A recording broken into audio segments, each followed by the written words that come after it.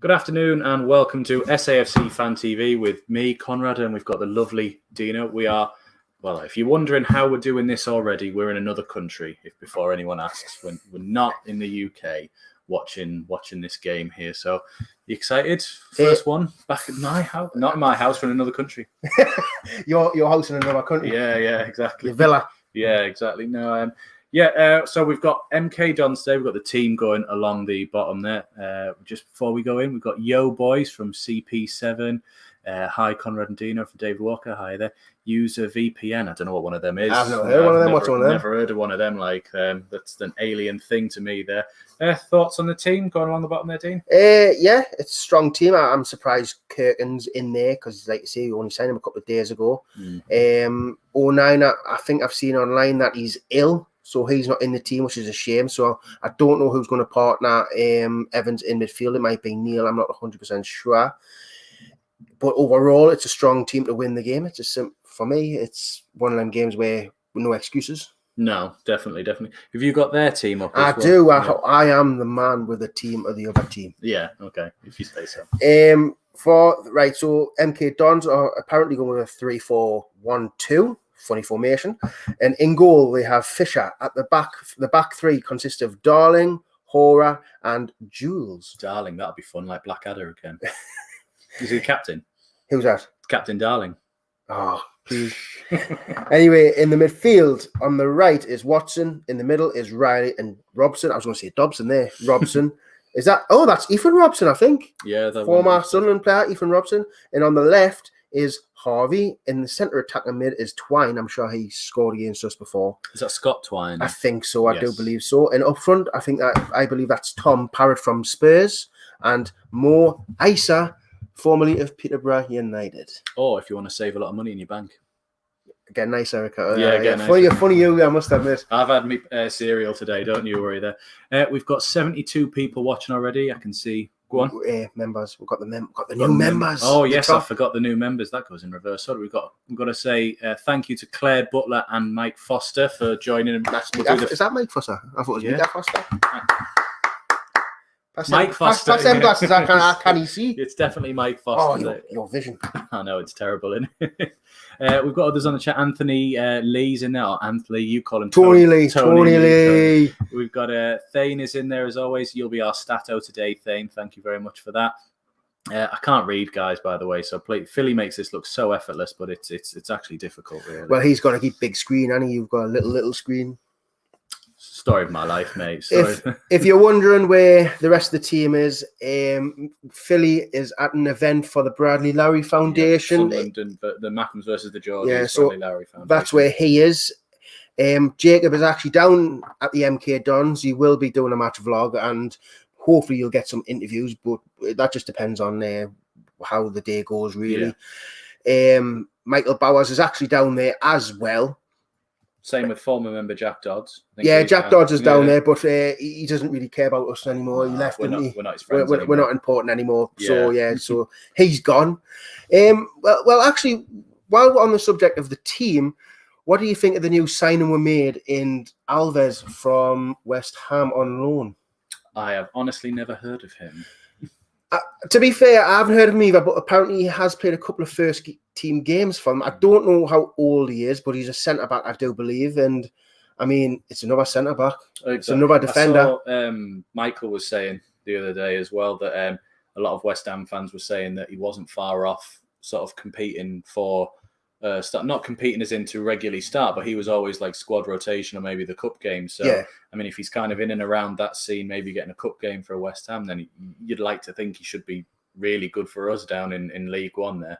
There we are. So, Joe Stobart, Frederick Alvarez is 21. 21 years old. I mean, that's a good age to have someone. He's playing for a Premier League club, which is always a good thing. And let's just hope he can step up, because we have had them loan signings like Jake Vokins, Premier League, and he didn't really impress. I know he had a bad start because I think he got COVID or he had a heart problem, and that didn't help things. But the games he was playing, he didn't look very defensively sound. Let's hope Silva can come in. He is called Silva? No, Alves Silva. We are getting Silva from Alves can come in and actually do a job. I mean, Do you reckon he'll be a starter? Do you reckon he'll be a squad player? I'd like to think that he's starting. I don't want us to and we were short at full-backs and centre-backs anyway. I don't want us to be bringing in players just to sit on the bench like we did with the likes of Declan John and Vokins, like you mentioned, just sort of taking up space there. I think we've got a hammer in the chat. Jack Worley, I might be reading the wrong one, so apologies again. I am blind as a bat, but he was saying Alves is class, so hopefully that's. I'm probably the only West Ham fan here, so I did read it right there. In case you're wondering, I did see someone ask there as well about, is this going to be showing the game? No, are you mad? We'd be taken down before you get anywhere near seeing any of the game there. On the chat as well, Bradley Young, how you doing this afternoon, Conrad? And the professional golf player Dean. I didn't realise you turned pro. Well, I wish I did. I wish I didn't turn pro. To be fair, like I had an absolute terrible game the other week, and I came third bottom. Believe it or not, I would have got relegated. That's how badly I played. I got 27 points. It was unbelievable. 2 seasons in a row relegated. Just the ones, but one relegation's bad enough. But yeah, I mean, what's the host for today's game? I mean, were you on Thursday Night Live? Because I was not. I was on Thursday, and I said, obviously we were all. So I think someone asked. I can't remember which member of the panel asked. It might have been Phil. Was saying, would we take a draw in today's game? And I think myself, Tommy, and Terry were all unanimously like, no. Like, it's different at the time. I think I mentioned 88 minutes or 1-0 down. Absolutely, I will take a draw in that circumstance. But before the game, no, we should be going to win this game and make it 3 out of 3. I think I went with a prediction of 2-1. You didn't get one. So yeah, I didn't get one. See, the MK Dons team's changed from last season. They don't have no Scott Fraser no more, but they have added Isa and Tom Parrott. No Cameron Jerome either. Did they have, was it Richard Keogh, the centre-back? But he's ancient though, isn't he? Oh, they still beat us though, didn't they? Yeah, that's true. But this is a totally different squad from last season. I don't know how the first game of the season went for them. Do you know what the score was for them in the first game of the season? Were they the ones who played Bolton? I'm going to have to go check. I could not tell you, but I think they were the ones who drew 3-0. I will check while you pad for time. But I do believe if we turn up like we did against Wigan, obviously don't concede the first goal. I mean, last season our away form was a lot better than home form, but that would have had something to do with the fans not being there.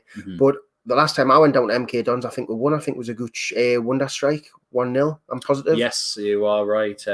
We also did. We beat them 3-0 in the Pizza Cup in the quarterfinals. I think we did. I think it was just the home game that beat, wasn't it? That was Jerome scored that. And Will Grigg refused to tap it in on the line. Was that game? Yeah, he refused to tap it in on the line. On Grigg, he's not even on the bench. Grigg today, so that doesn't bode well for a striker unless he's ill, which I don't believe he is, or injured. I just I've seen Lee Johnson come out with a statement saying that his heart's not in the right place. I don't know if he's seen a massive long statement. Jeez, didn't see that. But again, is it playing against one of his former teams because he played for MK Dons last year? That shouldn't matter. Oh no, it shouldn't matter. But is it one of them that he's a bit like, I don't want to play against him? People are saying in the chat, yes, it was 3-3 against Bolton. The MK game. Well, that sounded like a cracking game to be fair. So that just shows that they can get some goals, but it shows that they're leaky at the back because no one really knows what Bolton are going to do this season since they came up from League One. I put them in the relegation zone, but you put them a bit higher up. So I put them 7th. So with Bolton, we don't actually know what we're going to get from them because they are a newly promoted team. So it can go either way. They can be down there or up there, or just a safe team. But a 3-3, that just shows they will score goals, but they will concede goals. It just, can we exploit them? Exactly. And did I give my prediction there? No, I didn't. You did ask, but I didn't give it. I want to say 1-0, but I feel like there's goals in this game, so I'm going to say 3-1 Sunderland. 3-1. Yeah. I think Philly might have gone 3-1 as well. Philly's the only one so far this season to actually get one right, whereas all the previous seasons he just made up that he got it right. That's just Philly though, isn't it? You know what I mean? I see here Thane has put Griggs frozen. I wish he just let it go. Griggs frozen? What do you mean frozen? Oh come on, man! I said let it go. Frozen. I didn't. Sorry, mate. I don't watch them kind of films. Yeah, me either. We've got 125 people watching already there. Hello, if you're a member, and if you are not, welcome anyway. You can always. What's the thing? What's what we might remember to plug? We're supposed to plug the was it the what's it called? The chat, the super chat, the special chat, special chat. Oh, please, can we start going at the special chat? The special people. Chris Law, Callum Doyle, good today from a set piece. Was he not so good last week? No, from set pieces? goal. That's his goal today from set piece. Come on, get them glasses off. Goal today from set piece. You might want to move that a bit closer. I know. I can see it just. Mm. But, I mean, put your predictions in. We'll read a couple of predictions out. I mean, Fane says 2-0 to Sunderland. I mean, I'd take a 1-0, 2-0, 3-0, 3-1, 3-2. I'd take anything as long as we win. I mean, if we do get beat or we do draw, it's like you say, it's only the second game of the season. It's not a massive loss because at the end of the day, we don't know what teams are going to be up there or not because everyone's changed. No one's the same team. Yeah. So, but Emma Wilson, you guys are my hero listening, driving back up from Lincoln. Please tell the team how I cannot read it at the moment. Well, I'll read the team for you. We'll have read the team, but I'll read it out again. It's Lee Burge in goal, the best keeper in League One, as I always say. Jack Dodds wasn't having that last week. Or was it Jason Ashman? They were having a fight. I don't know. I wasn't there. I did hear about a little fight, but I didn't know what squabble. Yeah. At left back, the new player Dennis Kirkin, only signed a couple of days ago. He's been chucked straight into the team. Callum Doyle, centre back with Tom Flanagan. At right back is Carl Winchester. In the centre, I believe Dan Neil is going to partner Corey Evans. On the left is McGeady.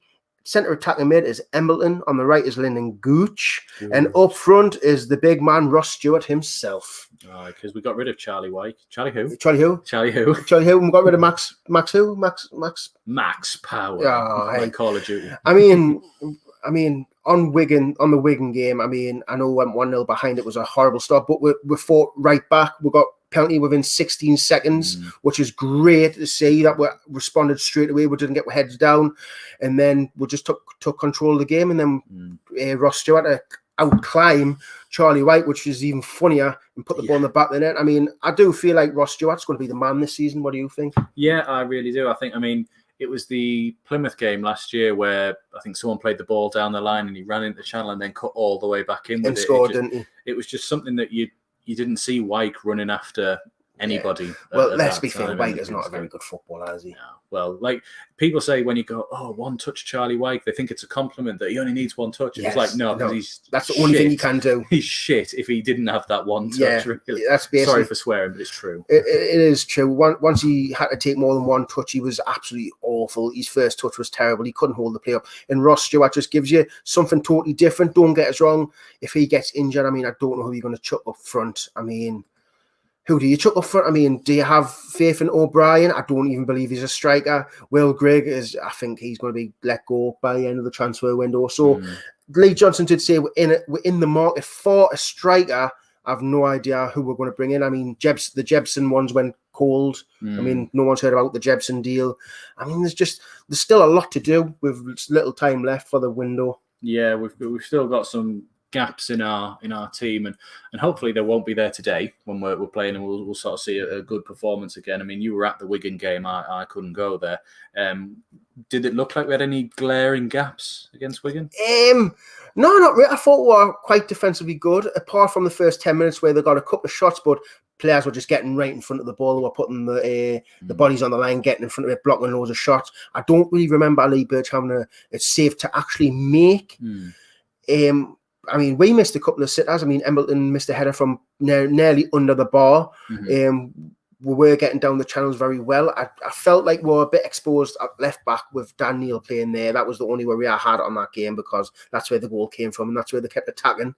But we rode the result out. We got the win, and that was the main thing. And then obviously the cup game. Did I watch the cup game? I didn't watch the cup game. Sorry, no one could have because it wasn't streamed. But it was a good win. We won 2-1. Hawke scored, and who else scored? O'Brien with a penalty.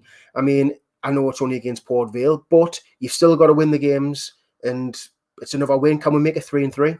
I hope so. That'd be the good. Well, it'd be a great start to the season. I'm not too sure. We've got Burton on Tuesday, I believe, as well. I think Burton's the next one coming up, and then we're back at home against. Who are at home against? Can you remember? No, mate. I don't really follow Sunderland.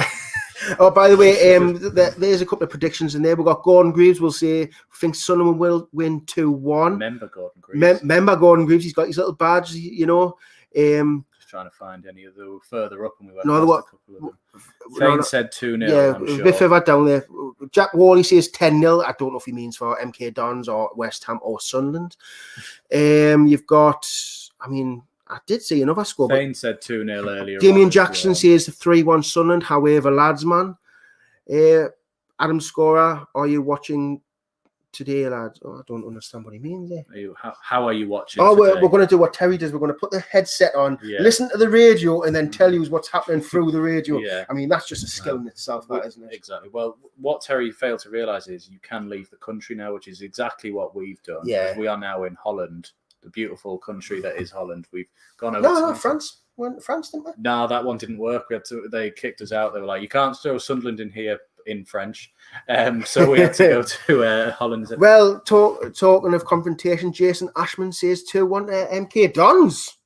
He's went against me. Oh, he's always like that. He likes to be controversial, does Jason Ashman? Does he? Yeah. Right. 2-1 to use, says Dave Walker. To use Kyle Johnson 0206 2-1. However, lads, I mean, there's a lot of positivity coming through saying that we're going to win, but I don't like to have, say Michael has this mindset is because we're Sunderland, we should win every game. I don't go into that thinking that anymore. I think you've got to go in respecting the team. I mean, they've got players proven in this league. Isa, Twine, Ethan Robson. I mean, I think he had a good season for Blackpool last season. He did, huh? I mean, there's just, I mean, MK Dons are capable of beating us. It's as simple as that. There's a real out there prediction from Scott Burt. 2-0 Kevin Kyle. I know goal. he's a right little joker. You know, I know who he is. And by the way, Scott, I heard about one of your sons, and I'm glad he pulled through the operation. You know, I hope the family's doing well. I think Scott might be going down to Burton because his dad was supposed to be going down to Burton because I work with his dad. Okay. His dad was going to go to Burton, but I think he's says he can't go now. Fair enough. We've got 4-1 from Murph. We've got 3-0 Sunderland from Cole Pep. Yep, Cole Pep. People talking about VPNs in the chat. I've never known. I don't know what VPN is. I mean, people have banded that about, but I've never heard of one. Don't know what one of them is. And someone, Hey Sports, said, when's Jamali making a comeback? I mean, I'd love to see him back in the team, but I'd love to see him in the team. Did he ever get in it to come back? I mean, I don't even know how fit he is. I mean, you've got to think, right? Jamali had a bad injury. I mean, you've got Willis as well. Willis, I mean, when's he due back? I mean, he was out for a long time, but that was towards the end of last season, wasn't it? Then he got injured again. He came back, got injured again. I mean, we've got centre-backs, but they're just all injured. We got Michael Bauer's spot in here. They're finally showing the Sunderland crowd there. He's too old, that guy. No. Well, there's a baldy. It could be me. We're just looking in the crowd to see if we can see any of our friends. Anyone we know. Jack Dodds is usually the famous one who is shown on camera. Let's have a look. Jack Dodds is actually messaging me now. What's he saying? Would you mind having a look at the clips when Jacob's editing? I'm a bit worse for wear. So I'm guessing he's seeing Jacob down there. Yeah. Like you say, Jack's probably been on the drink since about 1 o'clock this morning. And he said he's going into town tonight. So Jack's going to be a bit of a state tomorrow. Right. Anyway, it's 10 minutes till kick-off and we've got to try and... It says it up there, man. Where? Top right. I'm looking at your clock, you see. I didn't realise. Anyway, I mean, we've got to fill another 10 minutes. What want to do? Should we just all sit in silence? Joseph Billingsley said 1-0. CP7, Pritchard double. Marcus, is that Benson, but with an X instead. Baxson or something, yeah. 2-0 to Sunderland. David Walker, still on about VPNs, don't know what one of they are. Blake Burns, I read Willis was going to be out of action all season. That would be a shame. But didn't we just offer him a new contract as well? I mean, wasn't he one of the lads out of contract and we're giving you one even though we knew he was injured? I mean, I like Jordan Willis, but if someone's going to be injured for that long and he's injury prone, I mean, is it best to get rid and free up them wages to get somebody else in? I mean, don't get us wrong, I do like Jordan Willis. I think he's a great defender, but when it comes to injuries, I mean, I don't want another Jack Rodwell on the books, where someone who just gets the wages. I know John Willis is probably not like that, but I mean, I don't like when players are injured. I know it's hard to stay loyal to a player, but we need someone else in there because you just having injury-prone players, and that's no good. We've had that. We've been burnt with that in the past before, haven't we? Where players just want to just sort of take the money and go. Mikhail Allen says 09 is ill. Apparently, that's why he's not in the team. But has he got Rona, or has he come down with something? Because I know it wasn't the last week where there was a couple of players out with I don't know if it was food poisoning or them were down with an illness, unless that's been passed around the dressing room and 09's picked it up now. As long as we're not passing around the Rona.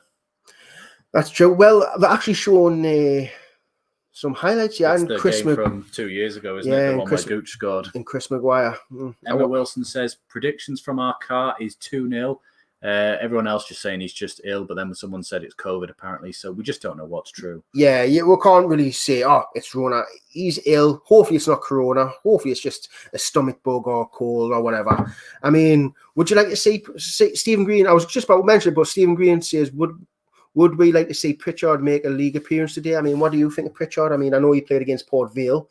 I'm not 100% sure how he played, but I mean, would you like to see Pritchard make a I want to see the player. I mean, this was the one that everyone went, we're signing an £11 million rated player, like from whenever it was back in the day there when he was 11 million. But I want to see all the new signings play. I'm quite looking. This is going to be the first game I've watched us play since the Lincoln second leg. Don't remind us. So don't remind us. I'm quite interested to see all of them. Really, I'm really interested to see. Is it not Doyle? Kirkin. Evans in the middle. Oh, have you not seen him yet? No, I must admit, Evans, I mean, we've lost Power, we've lost Ledbetter. Not really losses, though, are they? True. Dobson, I mean, Corey Evans is a breath of fresh air. Honestly, he plays the ball. He makes forward passes. I mean, one thing I recognise the first game of the season, centre mids were getting in the box. They weren't just sitting. They weren't just sitting on the halfway line. I seen Luke O'Nien, Corey Evans getting into the box, and that was our problem in past seasons. We'd only have Charlie White in the box. Yeah, I mean, I really do hope that with centre midfielders can pop up with goals. Yeah, no, I do so as well. I mean, it's just nice after 3 years to finally see O'Nien in the middle, like we all knew we could do, just sort of actually getting the opportunity to. From what I've heard, I'm really liking the idea of Evans and O'Nien sort of in the two, with Embleton giving that sort of free role in front of them to really sort of drive us on. Because I mean, when he was playing for Blackpool, that was exactly what he was doing for them, and we've had this player this whole time for like the last 18 months maybe, and we've not used him. I thought it was going to be like the Barley Mumba situation. We had a player on the books who was good enough, but no one was willing to give him a chance, and we loaned him out, and then we got rid of him, and we loaned Embleton out, and he showed that he could do it at this level. I mean, he scored a peach of a goal. He helped Blackpool get promoted. Yeah. I mean, that just shows. So we kept a hold of him. He was apparently a doubt for today's game, but he must be fit enough to play. I mean, if he does get injured, if he does have a knock, or he's not feeling up to it, you've got a perfect replacement in Pritchard to come on. Yeah. And I'm sure Pritchard actually assisted Josh Hawkes' goal. I think he did. I think you are right on that one. Played the ball through for him to do that there. Anyway, to the chat, Bulldog Fitness. Hi, lads. Looking forward to today. Not sure if you have addressed it, but what's with the Cisse rumour? So on Thursday, we read an article from the respected journalist James Copley. Oh, James. Yeah, James. He's a very angry man during football games, isn't he? We read an article from him about Cisse had apparently sort of said, like, come and get me to Sunderland and I'll still play. And then we were all like, we were discussing, would you have him back? A 40-year-old. You do remember we brought Danny Graham back. It was probably 38. And don't get us wrong, Cisse and Danny Graham, there's no comparison. Cisse is a 10 times better player than Danny Graham. But at 40 years old, I mean, he can't really have much pace left, because that's all Cisse was known for, wasn't he? His pace. I said I'd only have him back on pay as you play, and just so I could hear the song again, really. That's all I really wanted from that. That was a good song, to be fair. Yeah, that was a great chant when we had Cisse in at that point there. But Bulldog Fitness again, 40-year-old, but could do a job. I don't know, I mean, we brought Ledbetter back at the age he was. He'd done a good job, but you think you could have got better. I do believe on the wages. And I know it's very romantic bringing an old player back. Like we all said, we'd bring Defoe back, but Defoe's actually playing at a decent level. He's probably playing at a level similar to League One, and he's banging goals in. And with Defoe, he's got a finisher's instinct, whereas Cisse wasn't known for his finishing. He was known for his pace. And when you're 40 years old, I'm not being funny, I don't think he'd have that electric pace. He'd still have a bit pace, but I don't think he'd have that yard of pace to get past defenders. And with his injuries, like when he had the 2 broken legs, he's sitting there now going at 40 years old. Some of these League One defenders who are just going to kind of go through you. It's a bit of a different one. Well, is that Jan Miller or John Miller? What about Anichebe? I mean Anichebe as well. I mean, as much as he was an absolute brick house, for the 6 games he played, but his finishing was god awful. I mean, well, I don't know. He's one of them players who, like, the fans loved because he was just all for the cause, wasn't he? There was just it was a weird thing about. I mean, I don't like any idea of Moyes' Sunderland at all, but having Anichebe in that team made it work, and that was when we picked up all our points. Really, was when Anichebe was playing. It just sort of gave us that outlet to get up the field and win the ball. I mean, talking about former players, I mean, I heard Connor Wickham's a free agent these days. I mean, he's only 28, I believe. I mean, could he do a job in League One, free agent? I mean, he did keep up that one season where he scored about 10 goals in the last 8 games. And then he tried to relegate us with Crystal Palace a couple of years after. I mean, would Connor Wickham be a second? I mean, out of all them, I mean, Connor Wickham for League One, I mean, he's a bit of a beast. I mean, he used to be really good, like back with Ipswich. He used to just pick the ball up and absolutely drive forward with it. I don't know if that's out of him now, because I've never seen him do that. I mean, he was supposed to be the next big thing at underage level one. He was beasting it. He was scoring goals for England, and we got him, and then we just turned him into a not a very good striker. It just never worked, did it? Yeah. Never worked. We used to do that thing where he would be on. So we'd be losing or we'd be in need of a goal, and the managers would whack him on with like 5 minutes to go and go on then, go and win us the game. And it's a bit like, well, this is a bit harsh on the lad now. Well, see, I think that's Michelonian Alan. Wickham's wages will be astronomical. I'm not being funny. When you're a free agent, your wages, you can't demand massive wages. You're a free agent. That means nobody wants you. So you want to take what you can get. I mean, once you're a free agent, you might be a free agent for a year or two. It's a take it or leave it market, isn't it? There, if you don't take money, you're not getting any money. Exactly. I mean, why does Wickham should ask for extra, like, big wages? I mean, he's not a great player. I mean. If anything, he should be happy to even come back to Sunderland. I mean, Sunderland would have him back because at the end of the day, nobody wants him at the minute. And then let's get Fabio Barini in as well. Let's just keep going to all of them. Let's just get all players. But let's get Jack Rodwell back and stuff. Let's never sign anyone new. Let's just always go back for the rest of them. Well, you know what? Then 10 minutes. We've got 3 minutes till kick off now. Is that it? 3 minutes to kick off. Should be coming on here. I'm guessing they'll just put it on right at the last minute on the tablet that we've got. While we're in here in lovely Ireland, Amsterdam. We're in Holland. When do you make my mind up where we are? We're in Holland. I thought this was Ireland. I'm not logging off to check in case it doesn't work. It's working at the moment. That's what we'll go for on there. So a few minutes away, I'll probably I'll set the banners away to the start of the game.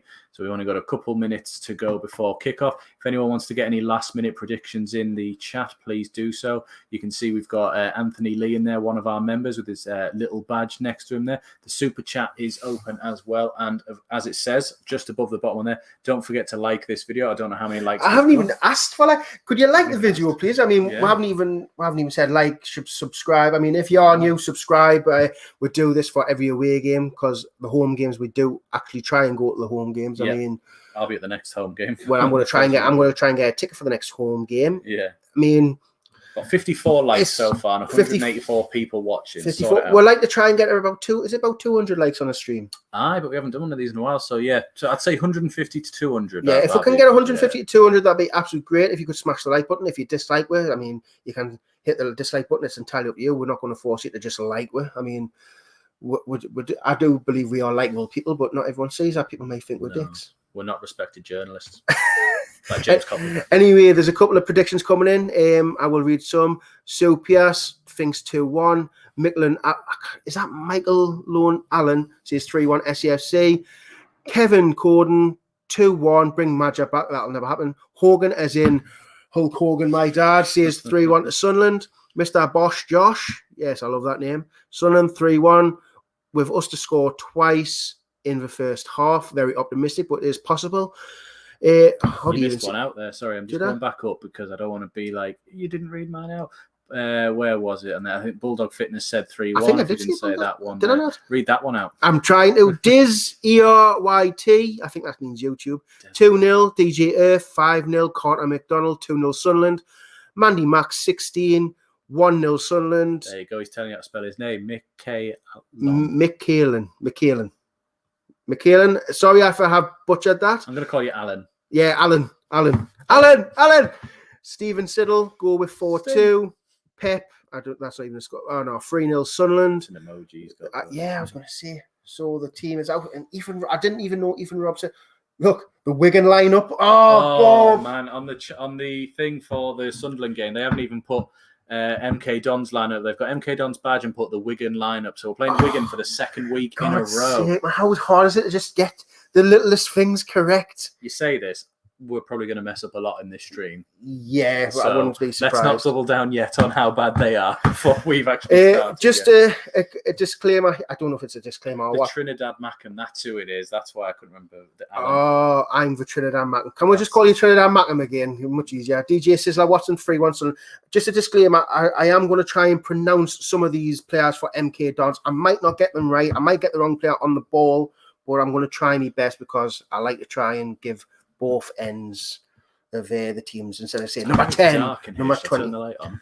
It's entirely up to you. I don't think people want to really see my facial features. We are wearing the yellow kit today. Doesn't make any difference. I love the yellow kit. MK Dons on the white.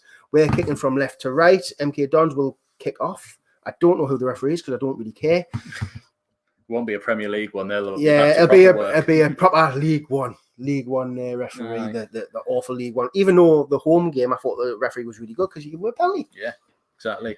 I reckon I could get a job as the UI guy for Sunderland. Yeah, well, maybe. Yeah. I mean, it's not the first time they've made these little simple mistakes. Ooh, that's controversial. Is it? The MK Dons have took the knee, but none of the Sunderland players have actually took the knee. None of them in camera fit. In camera fit, yeah. That was different. Anyway, we're underway here. Number 6 is Darling. Darling goes long to the right side of the pitch and is headed out by, I believe that is Kirkin. Is Kirkin number 17? Yeah. Kirkin 17.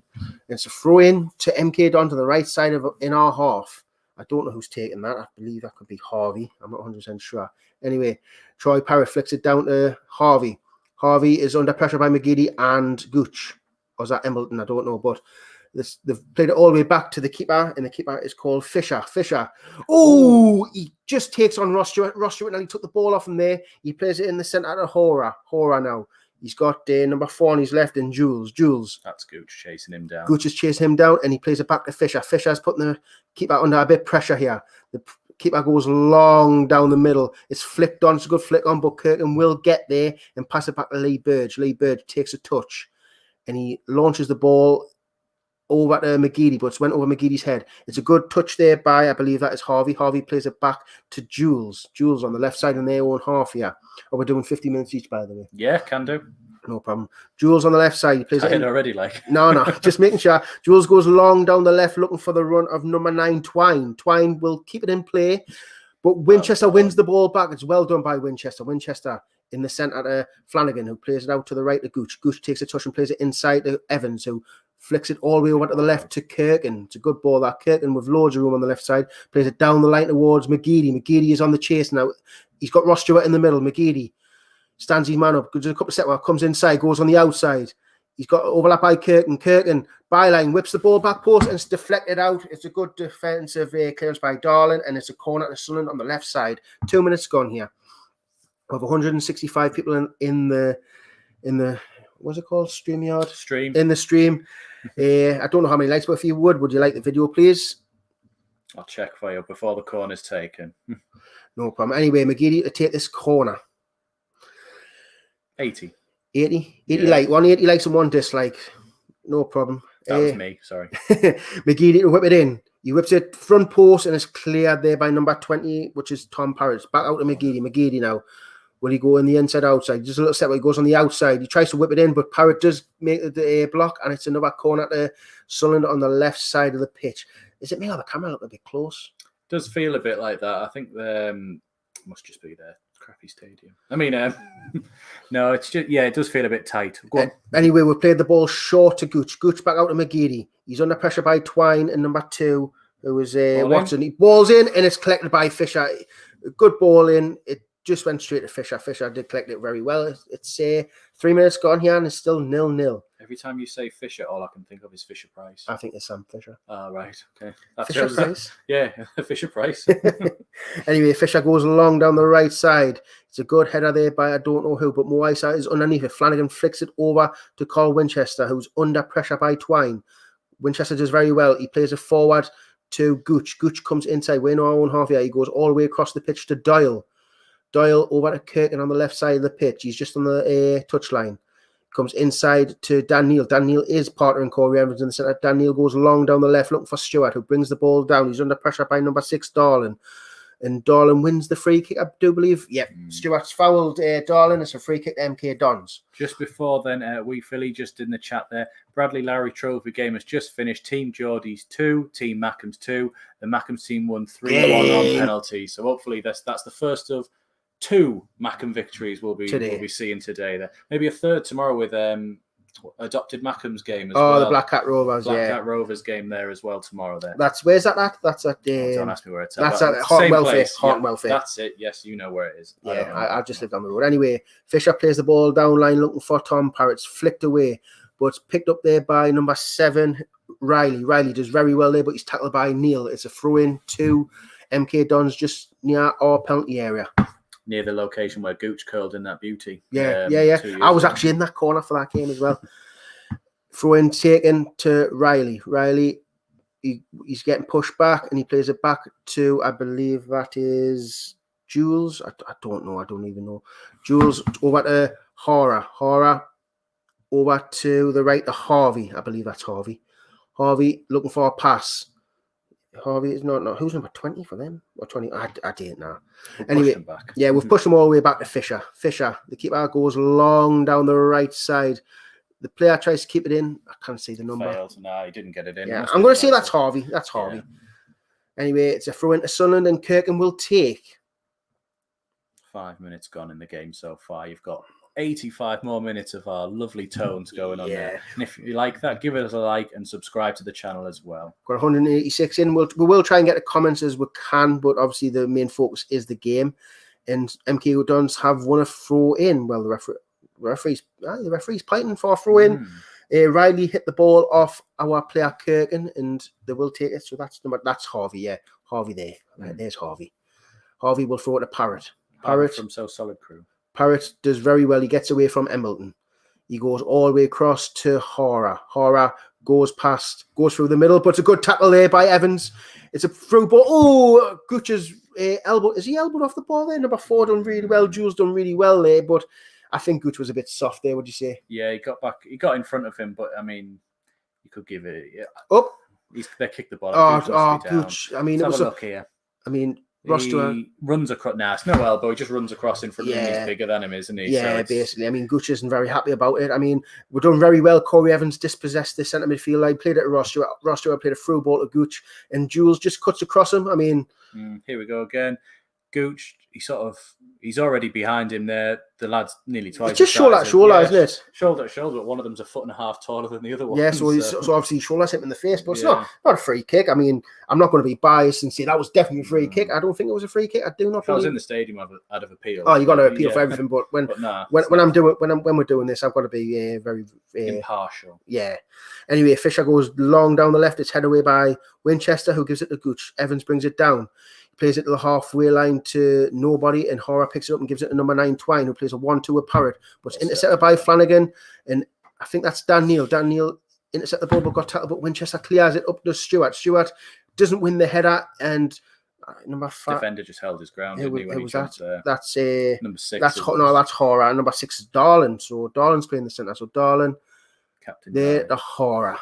Hora on the right side of the pitch. Plays it in the middle to 17, Ethan Robson. Ethan Robson back to Darlin. Darlin over to Jules at left back. Jules goes forward and plays it number 21, Harvey. Harvey turns back and gives it back to Jules on the halfway line. Jules under pressure by Gooch. Gooch does really good pressure, but he gives it to Harvey. Harvey plays the ball forward, but it's cut out by Doyle. It's a bit iffy, but Winchester wins the second ball, and Corey Evans flicks it on to Gooch. Oh no, that's Embleton. Embleton is fighting with Harvey, and it's a throw into MK Dons. Lee Johnson in a lovely brown jacket there, barking the orders out on the touchline. I mean, do you think Lee Johnson's going to have a good season this season? Would you say? I'd like to hope so. I think we've done right to stick with him. I do think we were doing really well last season. Then we just went through an absolute shocking spell towards the end, but I do think it was right to stick with him. Yeah, I do. I don't want to be one of these ones who keeps sacking managers. Anyway, it's a free kick to Sunderland. Embleton wins the free kick. Yeah, like whoa, Embleton. Oh, what happened there? Tell us what happened. I didn't see. The MK Dons player took the ball off of him, and Embleton has shoved him over. He did go down rather theatrically, but it was right in front of the referee. He definitely shoved him. Hopefully this isn't a cause for concern. The referee is having a talking to both of them here. It did seem a bit of a solid shove from Embleton, but it might have just been that he'd gone there. Just while the referee is having a chat with him there, we have a new member in Joe Blenkiron. Is that how you say it? Blenkiron. So thank you very much for joining there. It's much appreciated. Anyone else wants to join as a member, you can do. Just go back to our main channel. It says to join. Even if you don't want to, you just want to do a super chat, the option is there down the bottom. But everything is free, though, if you want to do everything is free. You can chat with us for free. You can like and subscribe for free. Doesn't cost you anything there. And it looks like no card for Embleton or the other player there. But it is a corner to Sunderland. The free kick was taken down the right. It was put down the right side towards Gooch, and Jules gets there just ahead of him and knocks it out. And we're taking it quickly.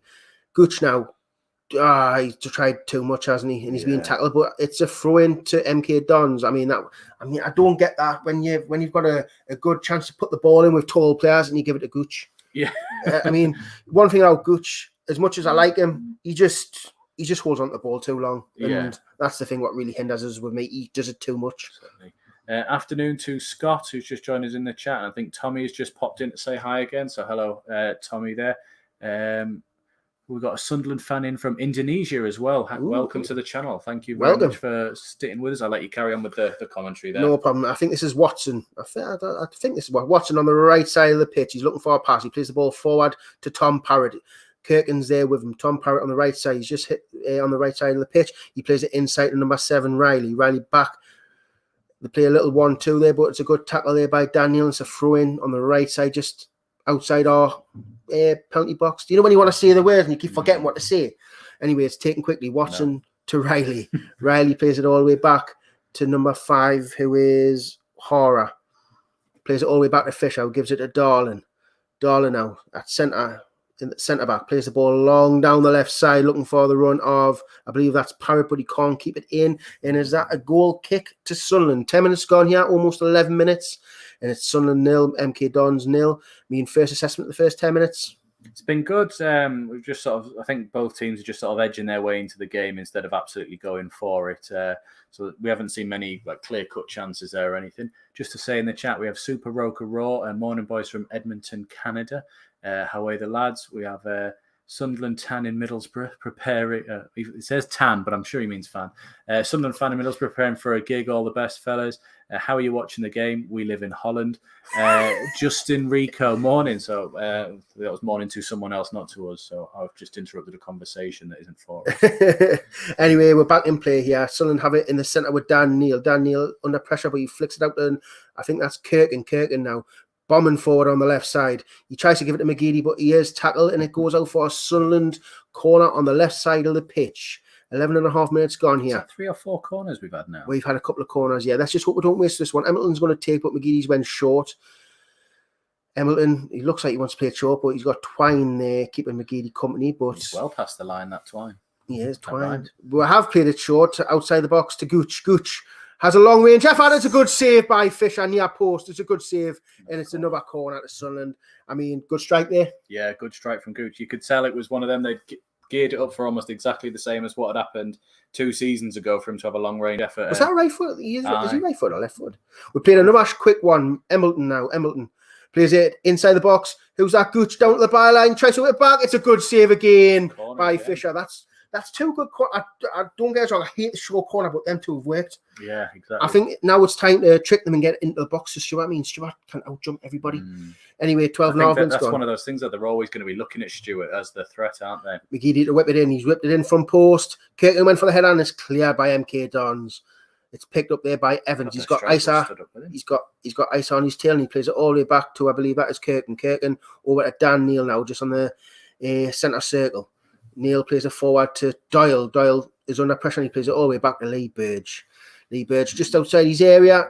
He's got a couple of options. He goes long down the middle, probably looking for Ross Stewart. Stewart is in a tussle with number 4. That is Jules, but it goes straight through to the goalkeeper, Fisher, and Fisher has it in his own box. 30 minutes gone here. We have 197 people in the chat in the stream. Thank you very much for joining me. Give her a like if you're enjoying the commentary. Fisher puts the ball down and goes long, looking for the run of Watson. but I think Doyle will watch it out. Watson, nearly got there, and Doyle done very well there to watch it out, and it's a Sunderland goal kick. 17 years old, it's mental. And he is, yeah. I mean, I think he's going to have a really good. If he keeps fit, I think he'll have a tremendous season. I think he will have his hands full today with Isa, because Isa does have a bit of pace. And there's one thing about Sunderland, we're not very pacey at the back, but pace isn't everything. If you've got your positioning right, you should be fine. Anyway, Tom Flanagan goes long down the right, looking for the run of Gooch, but Hora there picks up the loose ball and gives it all the way back to Fisher. Fisher will give it out to Hora. He's got Hora on the right side. What was he going to do? He'll give it in the middle to Ethan Robson, who plays it back to Fisher under pressure by Hamilton. He goes long down the middle to Parrott, but Parrott's touch lets him down. Corey Evans intercepts it, but it's back with Fisher with a header from Ethan Robson all the way back to Fisher. He'll be taking over in 50 seconds, mate. I hope you're going to enjoy it. I can't wait. Fisher has the ball. He puts the ball down. Ross Stewart will go to close him down, and Fisher will go long down the middle, probably looking for Parrott. No, he's looking for Isa. It's a good win by Flanagan, but it's picked back up by Riley, who gives it out to number 21, Harvey. Left side of the pitch now. Harvey. He's driving towards the ball. It's a good tackle by Winchester. Winchester with another tackle. Is the referee going to give a free kick? No, he hasn't. It's our ball. What's he It's very, very well played by Winchester there. He throws it to Dan Neal. Dan Neal. It's intercepted by MK Dons, but Ross Stewart does a really good tackle and gives it out to, I believe that is Kirkin on the left side of the pitch. Kirkin turns on the ball and gives it back to Doyle. Anyway, I'll let you take over, mate. I know. Flanagan out to Winchester on the right-hand side. He's looking forward for some options. I think he's got Dan Neal just covering for him short there. Someone asked before if Dan Neal's had a good game. He's been all right so far. Not done anything major, but, he's been okay. No one's had any glaring errors yet. No, not really. Evans over to Doyle and Doyle back to Flanagan. We're sort of passing it around, looking for our sort of next chance, next gap through the team there. We're not trying to rush the attacks there as Doyle and Flanagan. Doyle's been caught, but he's managed to retain possession. He's running out of the ball. He's lost the ball now. So MK Dons have it back. Doyle chasing back and he's won it back. Callum Doyle lost the ball, chased him all the way down through the half and won it back. And referee's given a free kick. So he didn't make the mistake, but he made up for it there, chasing back there.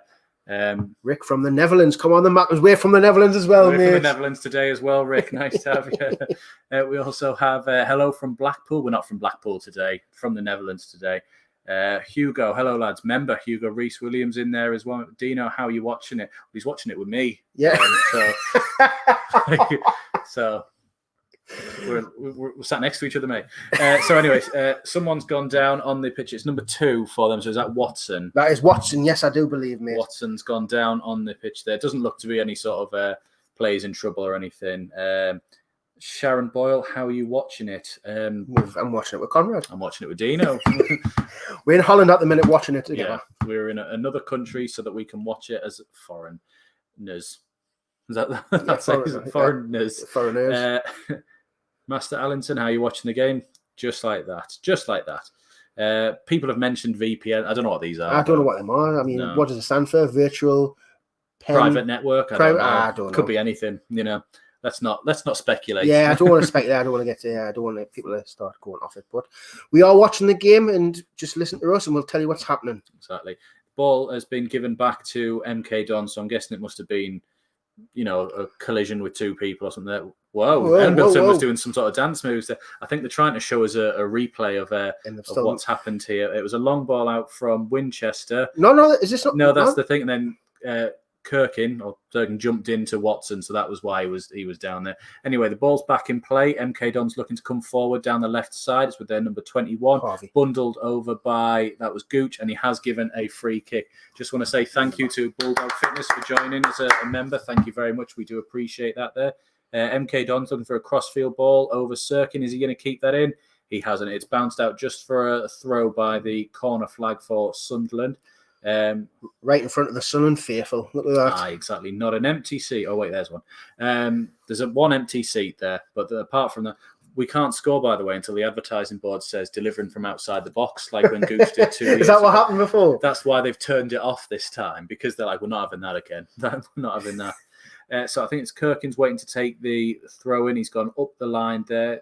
Good length on the throw to Stewart, who just about wins a header, but MK Dons have got the second ball, tackled by Gooch.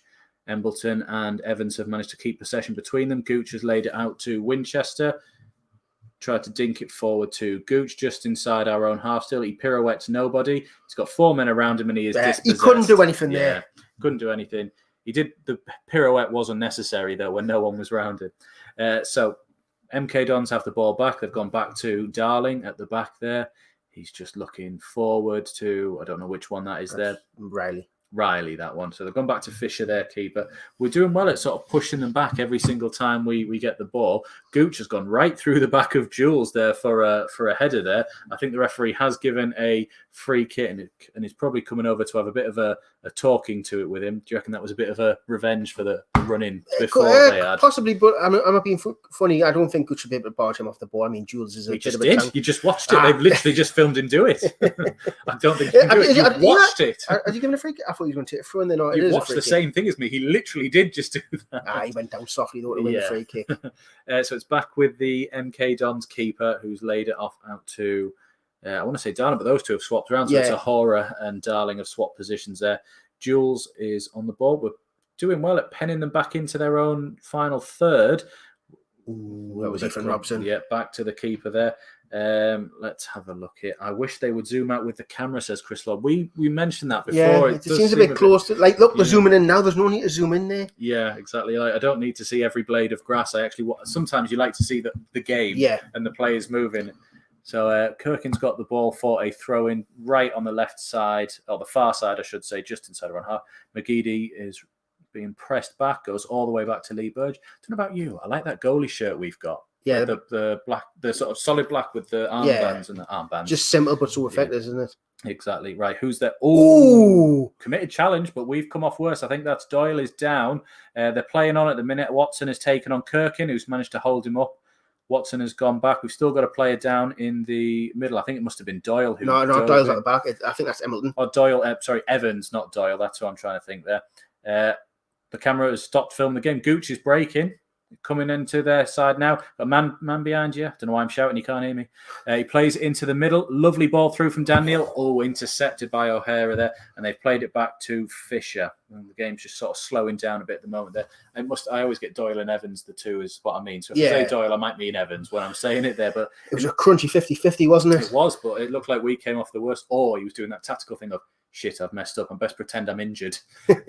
Ross Wallace doesn't even play for us anymore. Ross Stewart has just charged down their keeper and the ball's gone out for a goal kick. I must admit, like Ross Stewart's done that a couple of times where he's closed down the keeper, and the keeper's a bit suspect, I think. Like it might have been something that they've identified that this is the 50-50.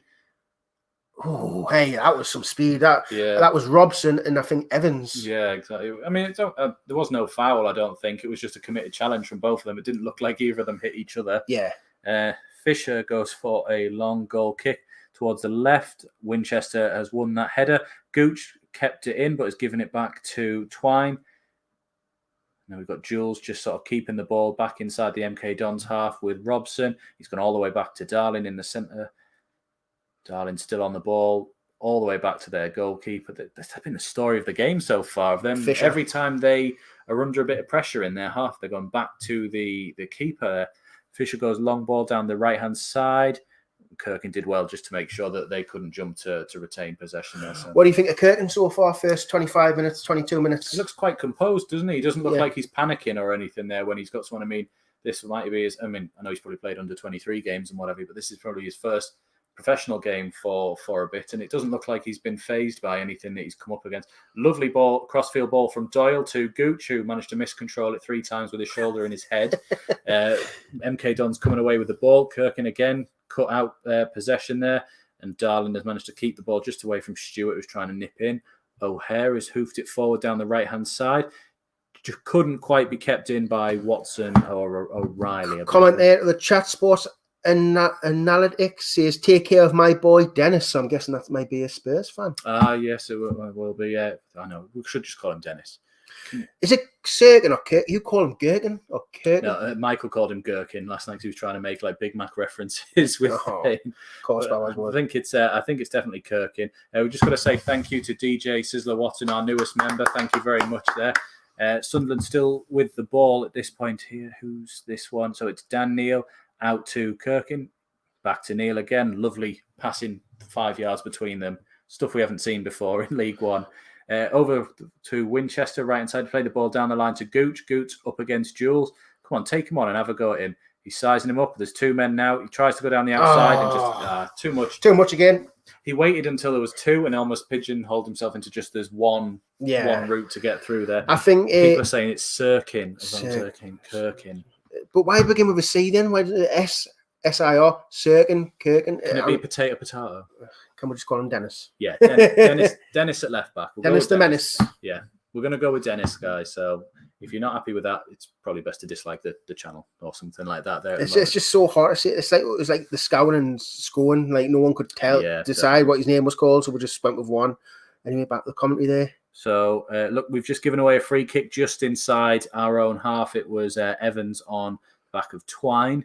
Twine looking to take a quick free kick, but Gooch has stopped that there. They have commenced play again. Jules being pressed back by Embleton. Just pressing, gone back. Long ball from Darling, but it's gone all the way out for a Sunderland goal kick there. Chris Smith liking Circuit for Sirkin and Kirkin. Callum Circuit. Yeah. Mandy Gray, hello lads. How are we playing? How would you say we're doing so far? Well, I mean, we've had 2 chances from corners, but other than that, we haven't really broken down. Them haven't really done anything apart from dispossess Doyle, but Doyle done really well. It's been a very steel game, really. Like nothing really, apart from the 2 chances we've had, which weren't like gaping efforts, but it's just been a quiet, normal game, to be fair. Definitely. One last comment is Jadar Roning. Is that how you say it on there? Yes, I'm going to go with that. His parents are Latvian. That's why it's Circuit. So is he Latvian or English? He's Dennis. That's what it is. He's Dennis. That's fair enough. Yeah, he's Dennis. As you can probably tell from the fact that we aren't describing every moment that happens with the game so far, it's not exactly going at lightning pace. It looks to be an MK Dons throw-in on the left-hand side of our penalty area. Thank you already to the 243 people who are watching. If you aren't already, please subscribe to the channel. It really does help us out. And like this video if you can as well. Throw-in has been taken. I don't know which one that is, but Sunderland have won the ball back there. Lovely little interchange of pass. Dan Neil and Embleton quite quick there. Embleton out on the right side. Ball forward to Gooch up against Jules. Jules has got there first again. Gooch trying to get back at him, but he's played it infield, but he's given the ball away. Sunderland again, and then we've just given the ball away. Sloppy pass that from Dan Neil when we could have been through. O'Hare on the right to Watson for MK Dons. They've slowed down again at this point. O'Hare looking for options, but we've gone back to Watson, who's played it down the line to Twine, who's come up against Doyle. Doyle is pushing him out. We've gone back to Watson, who's gone all the way back to O'Hare again, just inside the half. He's crossed it across to Jules, who's just in the centre circle, played it forward to Isa, who's been lovely tackle from Flanagan. Absolutely knocked him off his feet when he won the ball there. MK Dons managed to retain possession from that. It seems to be there passing it around at this point here, just looking to probe for that gap at this point here. O'Hare is coming forward. He's laid it off to, I don't know which one that is there, but number 17 is at Riley, I believe. No, that's Robson. Robson plays it out to number 21, cross in. Flanagan has flicked it. It could have gone anywhere, and it's gone out for a MK Dons corner. He flicked the ball. It didn't go back the way it came. It went across the goal still, but we have managed to safely get, just about safely get that away for an MK Dons. Could have been a potential own goal, that, but I'd say good defending by Flanagan because it hasn't went in, it's went out for a corner. Reece Williams says, do you know your bedmate? Well, I don't know because I'm not in my house at the moment. I'm in Holland with my friend Conrad. Yeah, Holland. We don't make beds in Holland. Corner comes in. Bouncing around. Doyle has cleared the ball. One of them was appealing for a penalty. The ref doesn't look to be interested there. It sort of bounced around between a few players there as number 21. Can you get your phone back on for the team? I can't see them now, so I don't know. Number 21 is Harvey. That's who it is there from So Solid Crew. That's Robson. Why Alves, the new lad, not playing? Says Owen. Probably because he only signed yesterday. I wouldn't expect him to play. I wouldn't expect him to play when he signed yesterday. Signed yesterday, so he might not have been given clearance yet to play. BBBB Bear 9 says, why is Grigg not on the bench? Because he's rubbish. No one knows. No one knows. Something you said earlier on that Lee Johnson had sent someone like his head or his heart. Apparently, it's a massive statement. I didn't read it all, but it basically says about Will Grigg. I don't even think he's still there because he said something about postcode. So I think that means Grigg still hasn't even moved into the area. Oh, right, okay. Whoever this is, they've taken the ball off Doyle. They're charging forward. Evans is sort of facing him up there. We've got Harvey coming in on the left-hand side of the area, puts a cross in. Doyle heads it out, back post, Burge. Oh! Did he tip that over, or was that just they've missed? I think they've just missed. It bounced right to the back of the back post. I think that's Watson was coming in. He had a free sort of volley, sort of side foot volley effort there. Let's have a look. Doyle flicked it, half volley, and he's just put it back over. Yeah, he's gone out for a throw. That's how bad it was. Didn't even go towards the goal, so that's just the camera angle for you there. Winchester takes the throw. Stewart has won the flick on. We've been muscled off the ball, and Darling has won it back for the MK Dons. You'll be taken back over again in a minute and a half. Yeah. Isn't that beautiful? Time flies when you're rambling on, doesn't it? What's his Buller Fitness? Might have a whip round and sign Grigg to my Sunday League team. Will be his level. You probably do a job, yeah. So I've heard. The question is attitude, though. Ball forward from Fisher. Evans has won it back in the centre circle. Plays it out to nobody. Gooch had sort of probably made another run in there. Chris Smith said Grigg's days are numbered. Well, we hope so. Yeah. I mean, I might help with some signings, getting his wage off the bill as well. It just hasn't worked for him. I mean, it worked for MK Dons when he went to MK Dons. It's just, I think the club's just too big anyway. Twine has burst through. He passed it. Doyle has won the ball back. Lovely. No way, referee. Doyle had won the ball back off Scott Twine, but the referee has given a free kick. It's about 35 yards out, dead centre of the box there. I'd like to see that again here. So bounces off Doyle. Doyle. Oh, yeah, he does. Twine gets there first, doesn't he? He does clear that one away. It's not a cynical foul or anything. It was just he got there first. So 35 yards out, we've got an MK Dons free kick. I will let you take over. Problem. Anyways, there's a Steve Clark. Apparently, Greg has asked to leave for family reasons. I mean, is it an excuse? Not really. I mean, it must be hard for him being away from his family, but I want to see him gone anyway. It hasn't worked.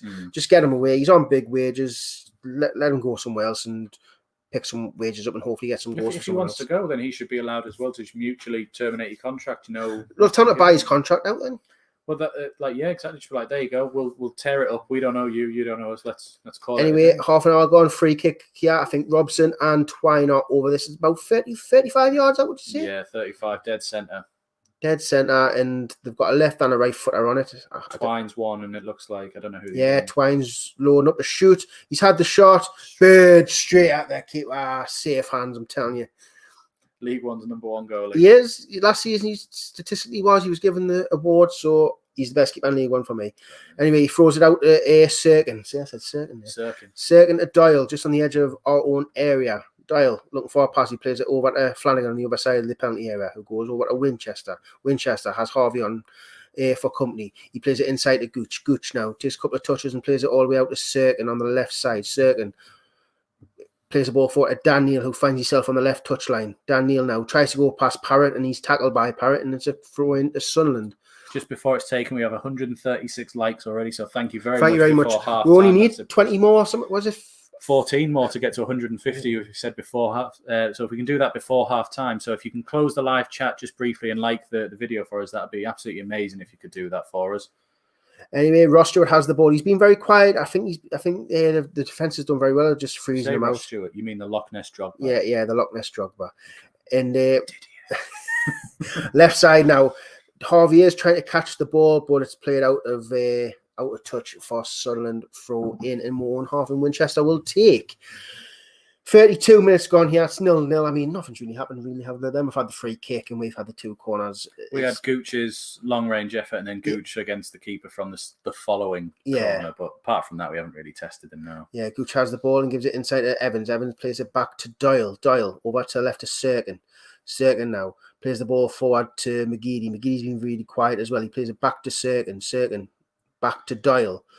Doyle over to Flanagan. We're just keeping the ball here, trying to look for a way to penetrate the midfield and defence.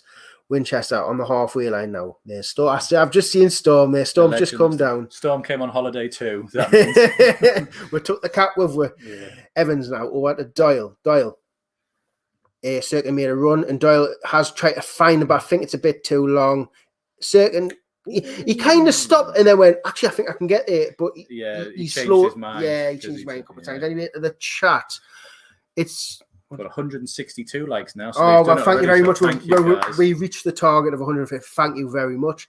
DJ Sizzler watching the member. It's pleasing to see we have bought quality instead of quantity. I still think we need a couple more signings. A couple more of this caliber that we're getting in. So Alves will be a good one as well. Sirkin and Doyle and Evans have all proved to be good additions. I still feel like we need a right back. I feel like as much as Winchester has been all right, I still think we need a proper right back.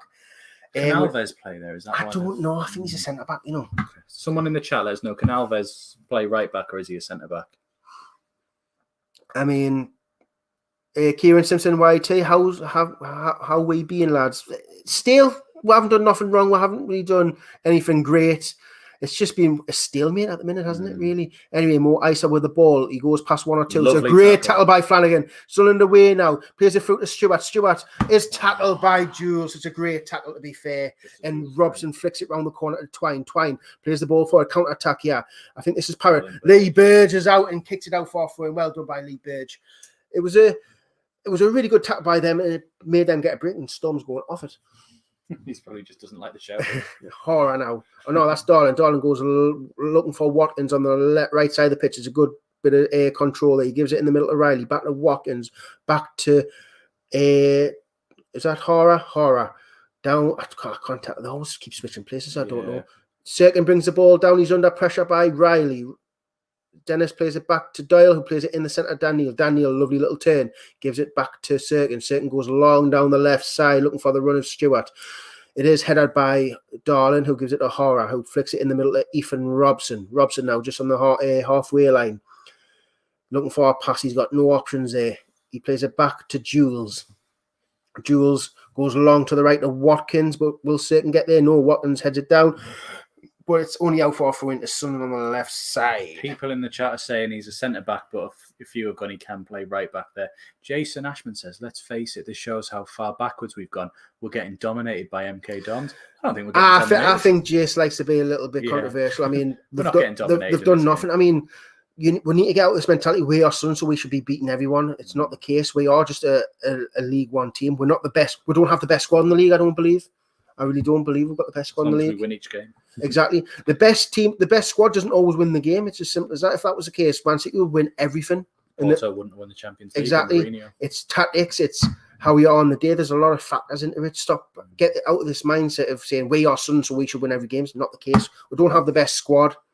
We really don't. We have made good additions, I think. These four, these three that are playing that I've noticed, like Evans, Doyle, and Sirkin, look to be canny additions to their team. Right? I mean, I'll give you an example. Look at yesterday, Brentford v Arsenal. On paper, Arsenal should be winning that every day of the week, and they got beat 2-0. It just shows football isn't played on paper; it's played on the pitch, obviously. But anyway, McGeady down the left side. Is he offside? He's been given offside. 36 minutes gone here. It's still 0-0. I wouldn't say we've been dominated. I just think it's been a bit of a stalemate at the minute. It's a lot of them passing it around their defence when they have it, and it's a lot of us just sort of passing it around the defence and midfield as well. I mean, we haven't even getting Embleton to the game. I mean, if he's having a quiet game, he can bring Pritchard on. There is things you can do to change the dynamics of the game. I would like to see a second striker, though, brought to the club to play with Stewart. Yeah. I think they've got three centre-backs here, and I think that's why they're finding it so easy to pass it around at this point.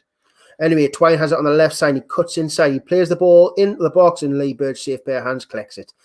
Lee Burge is looking to roll it out quickly, but he has rolled it out all the way to McGeady. McGeady back to Sirkin. Sirkin goes along down the left looking for the run of nobody, and that'll be picked up by, I believe that is Darling. Damon Hall, you are right in the chat. Sirkin is having a good game from what you can hear from us there. I think so anyway. Yeah, he hasn't done nothing wrong. He seems very composed. He's not panicking. I mean, if you remember Jake Vogel's first game, he was getting ripped apart. I mean, that was by Accrington, wasn't it? Yeah, and Sirkin seems very steady. He looks confident in the ball. He looks like he wants to get forward. He looks like he's got a point to prove. And I don't know how we've scouted this bloke because I've never even heard of him. But I mean, hey, if he's only 21, is he 21, 19 or something? Yeah.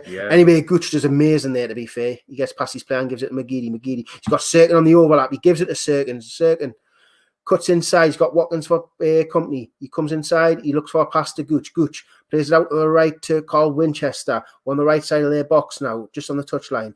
Winchester looking for options. He gives it inside to, I believe that is Evans. Evans inside to Embleton. Embleton now just inside the right side of the box. Embleton looking for a bit of space. He gives it back out to Daniel, who gives it to Gooch on the right side. Daniel makes the run on the outside. Gooch whips it in towards Stewart. It's a header. That's a good save. That was well worked there. You got another cat? Yeah, I have two. She's just really nervy. Oh. She came on holiday too. Anyway, that was really good build-up by Sunderland. Good bowling by Gooch, looking for a diving header by Ross Stewart, and it's kind of straight at the keeper, but the keeper's still got to make the save. He had to get something on it, though. If he'd have left it, we'd have all been saying that he's not trying hard enough, so he had to get something on it. Yeah, I mean, if that was Charlie White, I don't even think Charlie White would even went for the diving header. Stretch for it, would he? Nah. Anyway, it's with Jules now, with Robson, who plays it back to Darlin. Oh, was that horror? I can never tell. And my phones went off again. It was Darlin. It was Darlin, was it? Sorry, Darlin. Anyway. It's all right, Darlin. Sunderland have the ball with Evans just in our own half. He plays the ball forward to Stewart, who holds the ball up well, gives it back to Daniel, who gives it to Evans, who knocks it across to McGeady just inside the centre circle. McGeady plays the ball forward, looking for the run of Stewart, but it's headed away, and Jules picks up the loose ball. Jules goes long down the right side, looking for the run of Troy Parrott. Parrott brings it down very nicely. He's got Doyle there for company. Doyle hustles him out to the right side of the pitch. Troy Parrott turns and knocks it into the middle, but it's intercepted by Embleton. Embleton does a little turn, but Ethan Robson gets the best of him. Ethan Robson plays it back to Jules on the halfway line, just crossed over the halfway line. He's got Harvey on the left of him.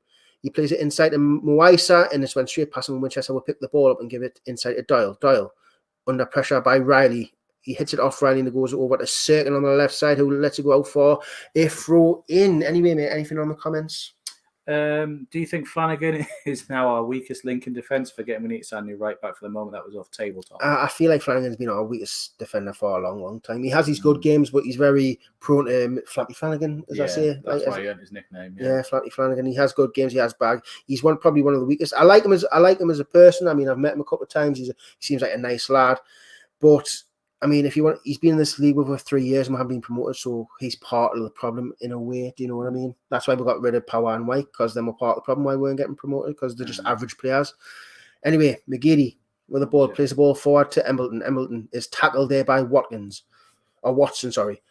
Troy Parrott tries to flick the ball around the corner, but it's intercepted by Evans, and then he's took the ball off Evans. They've played the ball into the box. Lee Burge has come out, and it's just wide. Oh, what happened there?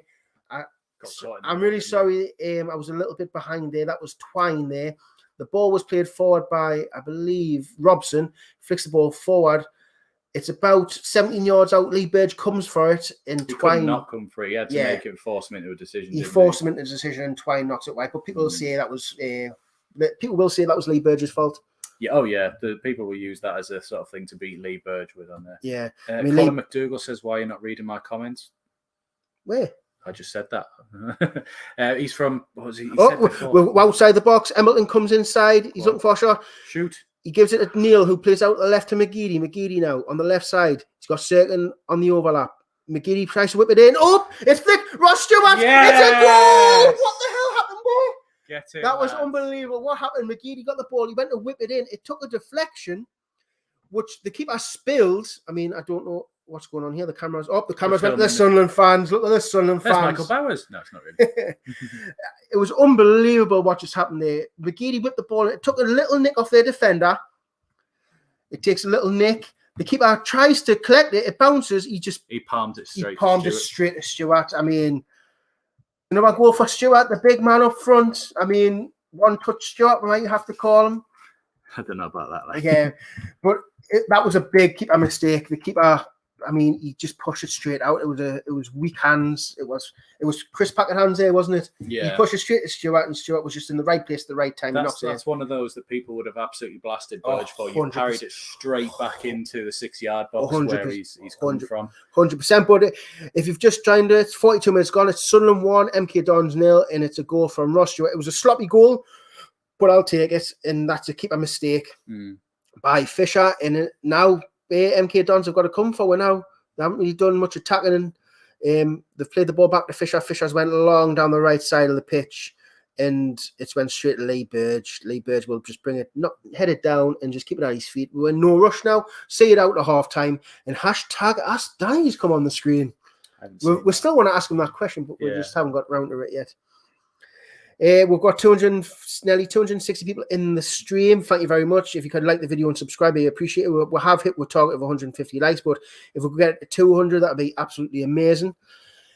And Lee Burge has played it all the way down to the left side looking for McGeady, but it's intercepted there. But McGeady will win the ball back. It's a bit of a tussle between him and Watkins, and it's come out to Ethan Robson now. Robson just on the centre circle, plays the ball forward, looking for the run of Mo Isa. He's not offside, but Lee Burge, he dealt with it, but it was a bit risky there. He went to kick the ball and kind of sliced it, but it's better for throwing. But any touch is better than no touch. He got rid of it, didn't he? But it was a bit like he sliced it out for a throw behind him. Yeah, it wasn't very nice, to be fair, but it is not still what you'd expect from League One's #1 keeper. Yeah, yes, fair, better, but guess what? He's still got something on the button. Brian Halliday asks, are we both related to Burge? I'm guessing that's because we both think it's all right. I don't understand what the big agenda is with Burge. Burge in his first... There you go, bungling Burge, Brian Halliday again. Oh, don't, man, don't. Anyway, it's with them on the edge of our circle, with the edge of our box. Riley whips it towards the back post. It's a bit of a scramble. It's outside the box. They've had a shot and it's went wide. Jules had a strike on the half volley and it's went wide of the right post. Right, with Burge, right, I look at it this way. John McLaughlin, we had him for 2 seasons. First season, we finished 6th. Second season, we finished outside the playoffs. I know that was due to COVID, but not our fault. I can't even remember, to be fair. And then... Yes, it was Wickham cheating. Yeah, the Wickham cheating season, right? Lee Burge comes in. We're finishing the highest position we've ever finished. In League One. In League One, with Lee Burge, who was the worst keeper in the world. So, I mean... Could have been Remy Matthews. And he went to Crystal Palace. God knows, I can't believe that. You've got Jason Steele at Brighton and Remy Matthews at Crystal Palace. It baffles me. Like, John Hensel, hi lads, at my dad's for a barbecue. John Hensel, sorry. Stephen Hensel, can you say hello, John, for me, lads? Cheers. Hello, John. Hello, John. Hello, and hello, Stephen and the family. Hello, the Hensels. The Hensels, yes, the Hensels. Anyway, goal kick is taken by Lee Burge. Nearly 45 minutes gone here. You're looking for Stewart, but it's been out-jumped by Darling, and it's found its way to Watson on the right side, who gives it a Hora. Hora switches the ball over to Harvey. I haven't even mentioned Harvey's name for a while. Who gives it to Jules. Jules goes down the line, and it's knocked out the play by Corey Evans, and it's a throw into MK Dons. 45 minutes gone. I don't know how many injury time. I'm guessing it's going to be about a minute or two. Maybe 3 for all the corners. Oh, 2 players were down for a bit. Yeah. So maybe 2 minutes, I would say. 1 minute of injury time. So 45 seconds, and it's a throw in. And I think this is do what they want in the first half. They don't really care, do they? It's all about the 90 minutes when it's a close game. Oh, well, add 10 minutes on. Anyway, it's with I don't know who this is. I think that's Harvey. I think is it Harvey? I don't know. No, someone's asked, Parrot. Do we deserve to be in the lead? On chances, probably yes, because we've tested their keeper a bit more, but I'd be a bit disappointed for MK Dons because it was a keeper mistake at the end of the day. Yeah. It wasn't like we broke them down. It was an MK Dons keeper just pushed it straight out with Stewart. Ethan Robson now plays at the Parrot, who knocks it all the way back to Darling. Or was that Horror? I'm going to say Darling. Number 6 is Darling. Yes, I am right. Darling now goes past Ross Stewart. He's hit the halfway line. He turns back on himself. The referee will probably blow for half time here. And it's half time here at what's it called? Stadium MK. I think it's Stadium MK. Correct if I'm wrong. Stadium MK, and it's Sunderland 1, MK Dons 0. Stewart with the goal due to a keeper mistake. But I'll take it. I mean, first half, what are your thoughts? Yeah, it's been all right. I mean, it was a nothing game really for about the first sort of 35, 40 minutes as well. Just sort of both trying to feel each other out. We had the better 2 chances where Gooch tested him from range and then close in on the following corner. They had their free shot at the back of the back post, but he put that out for a throw in. So it wasn't. Can you count it as an effort if it doesn't even go towards goal? Like he should have tested. Yeah, he should have tested it, but it's one of them. If he catches it right, it probably goes in. If he catch it wrong, it goes out for a throw in. Exactly. It was a good move on there. I think Twines looked quite a handful for us. Like he's picking up some fouls around the area and always seems to run. He had that one chance actually where Burge had to come out and close him down. Yeah, like, he wasn't going to get there, but if he'd have stood still, it would have just been, I'll take a touch and then I'll slide back. He forced him into making a decision. Yeah. And people can say, well, like, Burge should have done better, but you've got to force a decision there. Like, if he doesn't come out, like you say, Twine could take a touch and possibly slot it in. Lee Burge has come out in his 17-yard box, made him make a decision, and he's missed. Exactly. And, yeah, there's been a couple of iffy moments from Burge where, like, he sliced it, but you just need to get something on it. If he misses the ball completely, he's through. So you've got to look at it like this week. Yeah, it's a mistake, but if he doesn't get anything on it, it could be even worse. There's just little things. I just think people criticise him a bit too much, but I'm just glad he's clean sheet at the minute. 3 wins out of 3, coming up hopefully. On signings, I mean, how do you think Serkin's done?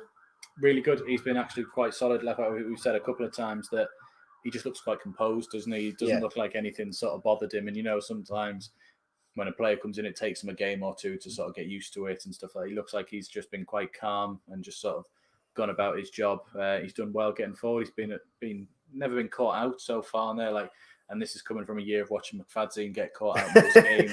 It's a breath. You know what? I totally forgot about McFadzean, but when you see Cirkin and McFadzean, you think Cirkin's been there all the time. He's getting forward, he's getting back. Where McFadzean, you see him get forward, and you go, "Where's McFadzean?" Where is he? Yeah. And when you see Scowen covering for him, you go, "Oh God." Oh, it's just been a breath of fresh air, really. I mean, we've got young players coming in. I mean, Daniel. I mean, it's like an all right game. Like he played left back first game of the season. He's playing in the centre. I don't even think that's even his position. Ivan centre, but I think he's done all right. He's done okay with Evans next to him, and then like you say, you've had McGeady who's nipped into the centre as well. Embleton's dropped back. Gooch has been coming in, so it's sort of a very sort of fluid midfield we seem to be playing. I think it's meant to be a two with Embleton in front, but they all look to be sort of not sitting in like a five when we're under the cosh, but it just seems like they're all willing to sort of get in there and sort of help out and crowd out MK Dons.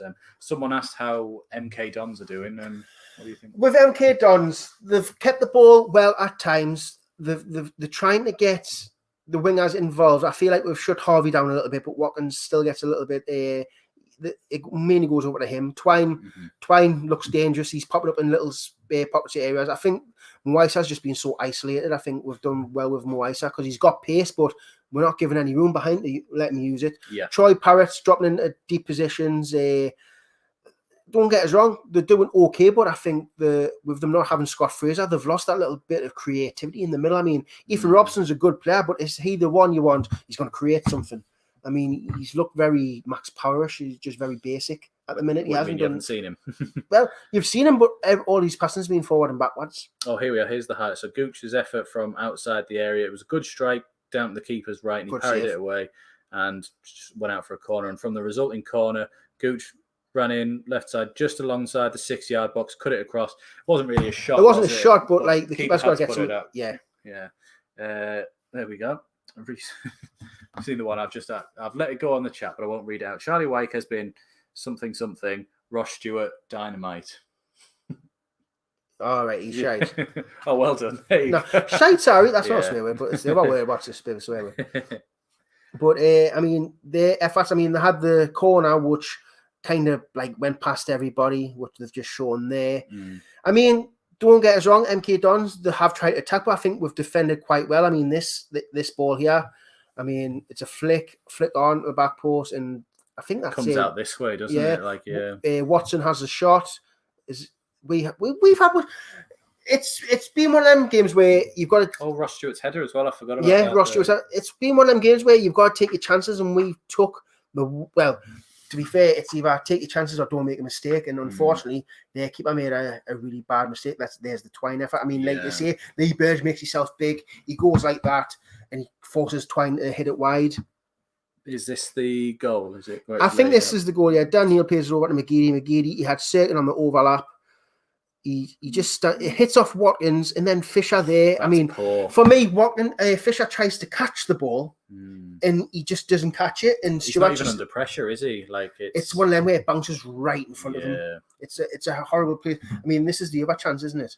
Is this a chance? Yeah, this is the one. It goes out by about 4 meters. It falls to Jules. I mean, Jules is a defender. He shouldn't be really striking it. But anyway, let's go to the chat.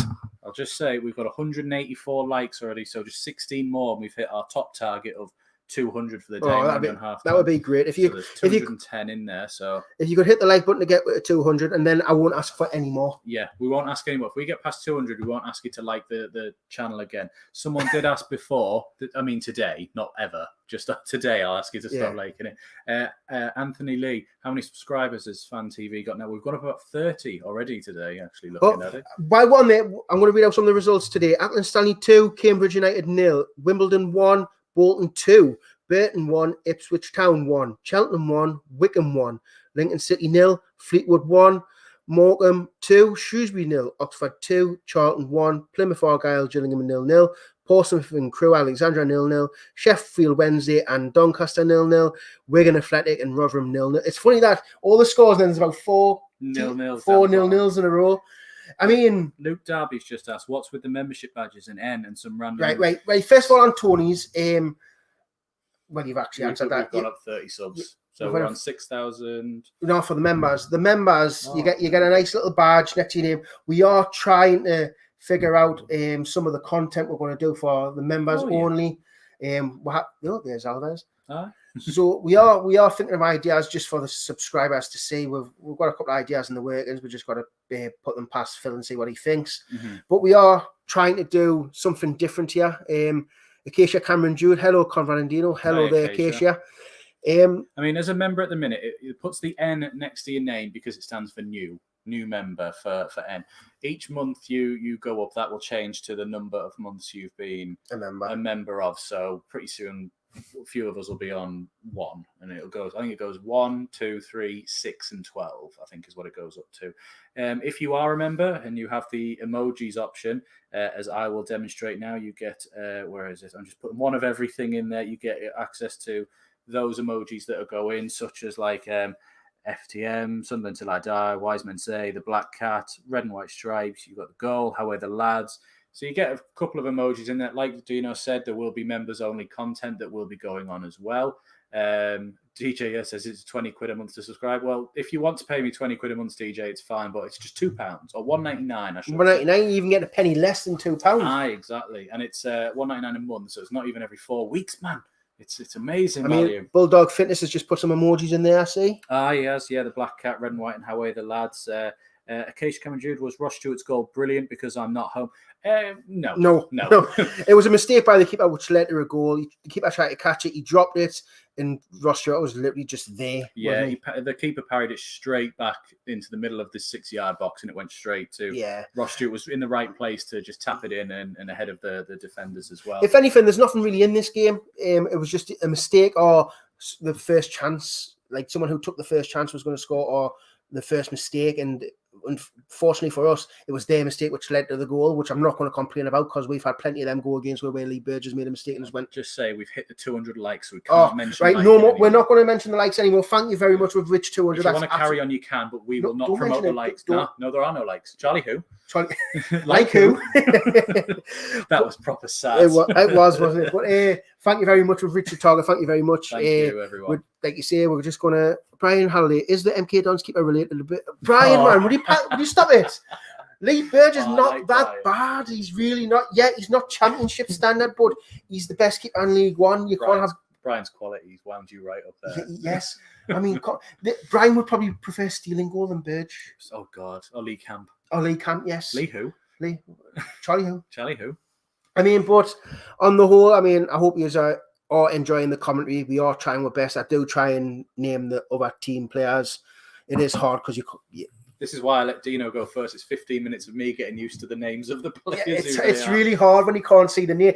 Like, there's things like the boots. I look at the boots, right? He's got the green boots on. But then they change the boots at half time. It's like, what are you doing that for? I know, that is a bit But like you say, thank you all for tuning in. Obviously, this is the first time in CONRAD are just doing it by ourselves because obviously we don't have Philly here because he was doing the... It's a long flight over to Holland as well. Yeah, I mean, it's hard to fly to Holland every weekend as well. Bring all this gear with us, this green screen. Bring the cats as well. Yeah, the cats had to come with me. Couldn't get a sitter. Catherine isn't going to be happy when she gives birth and I'll just go every weekend to Holland to watch the games. It's bad enough going up the road. But, I mean, I don't know... Do you think it sounded good? If you are watching it, do you think we've done all right? Trinidad Mackham says we're doing good, so that's all we need. Luke Darby, thanks for explaining. The end looks like the Metro Centre sign. It does actually, now that you mention it. What, the Metro Centre sign, but it's N? Like there, like... Would it not be M? If there's any wrestling fans, the Metro Centre. The Metro Centre.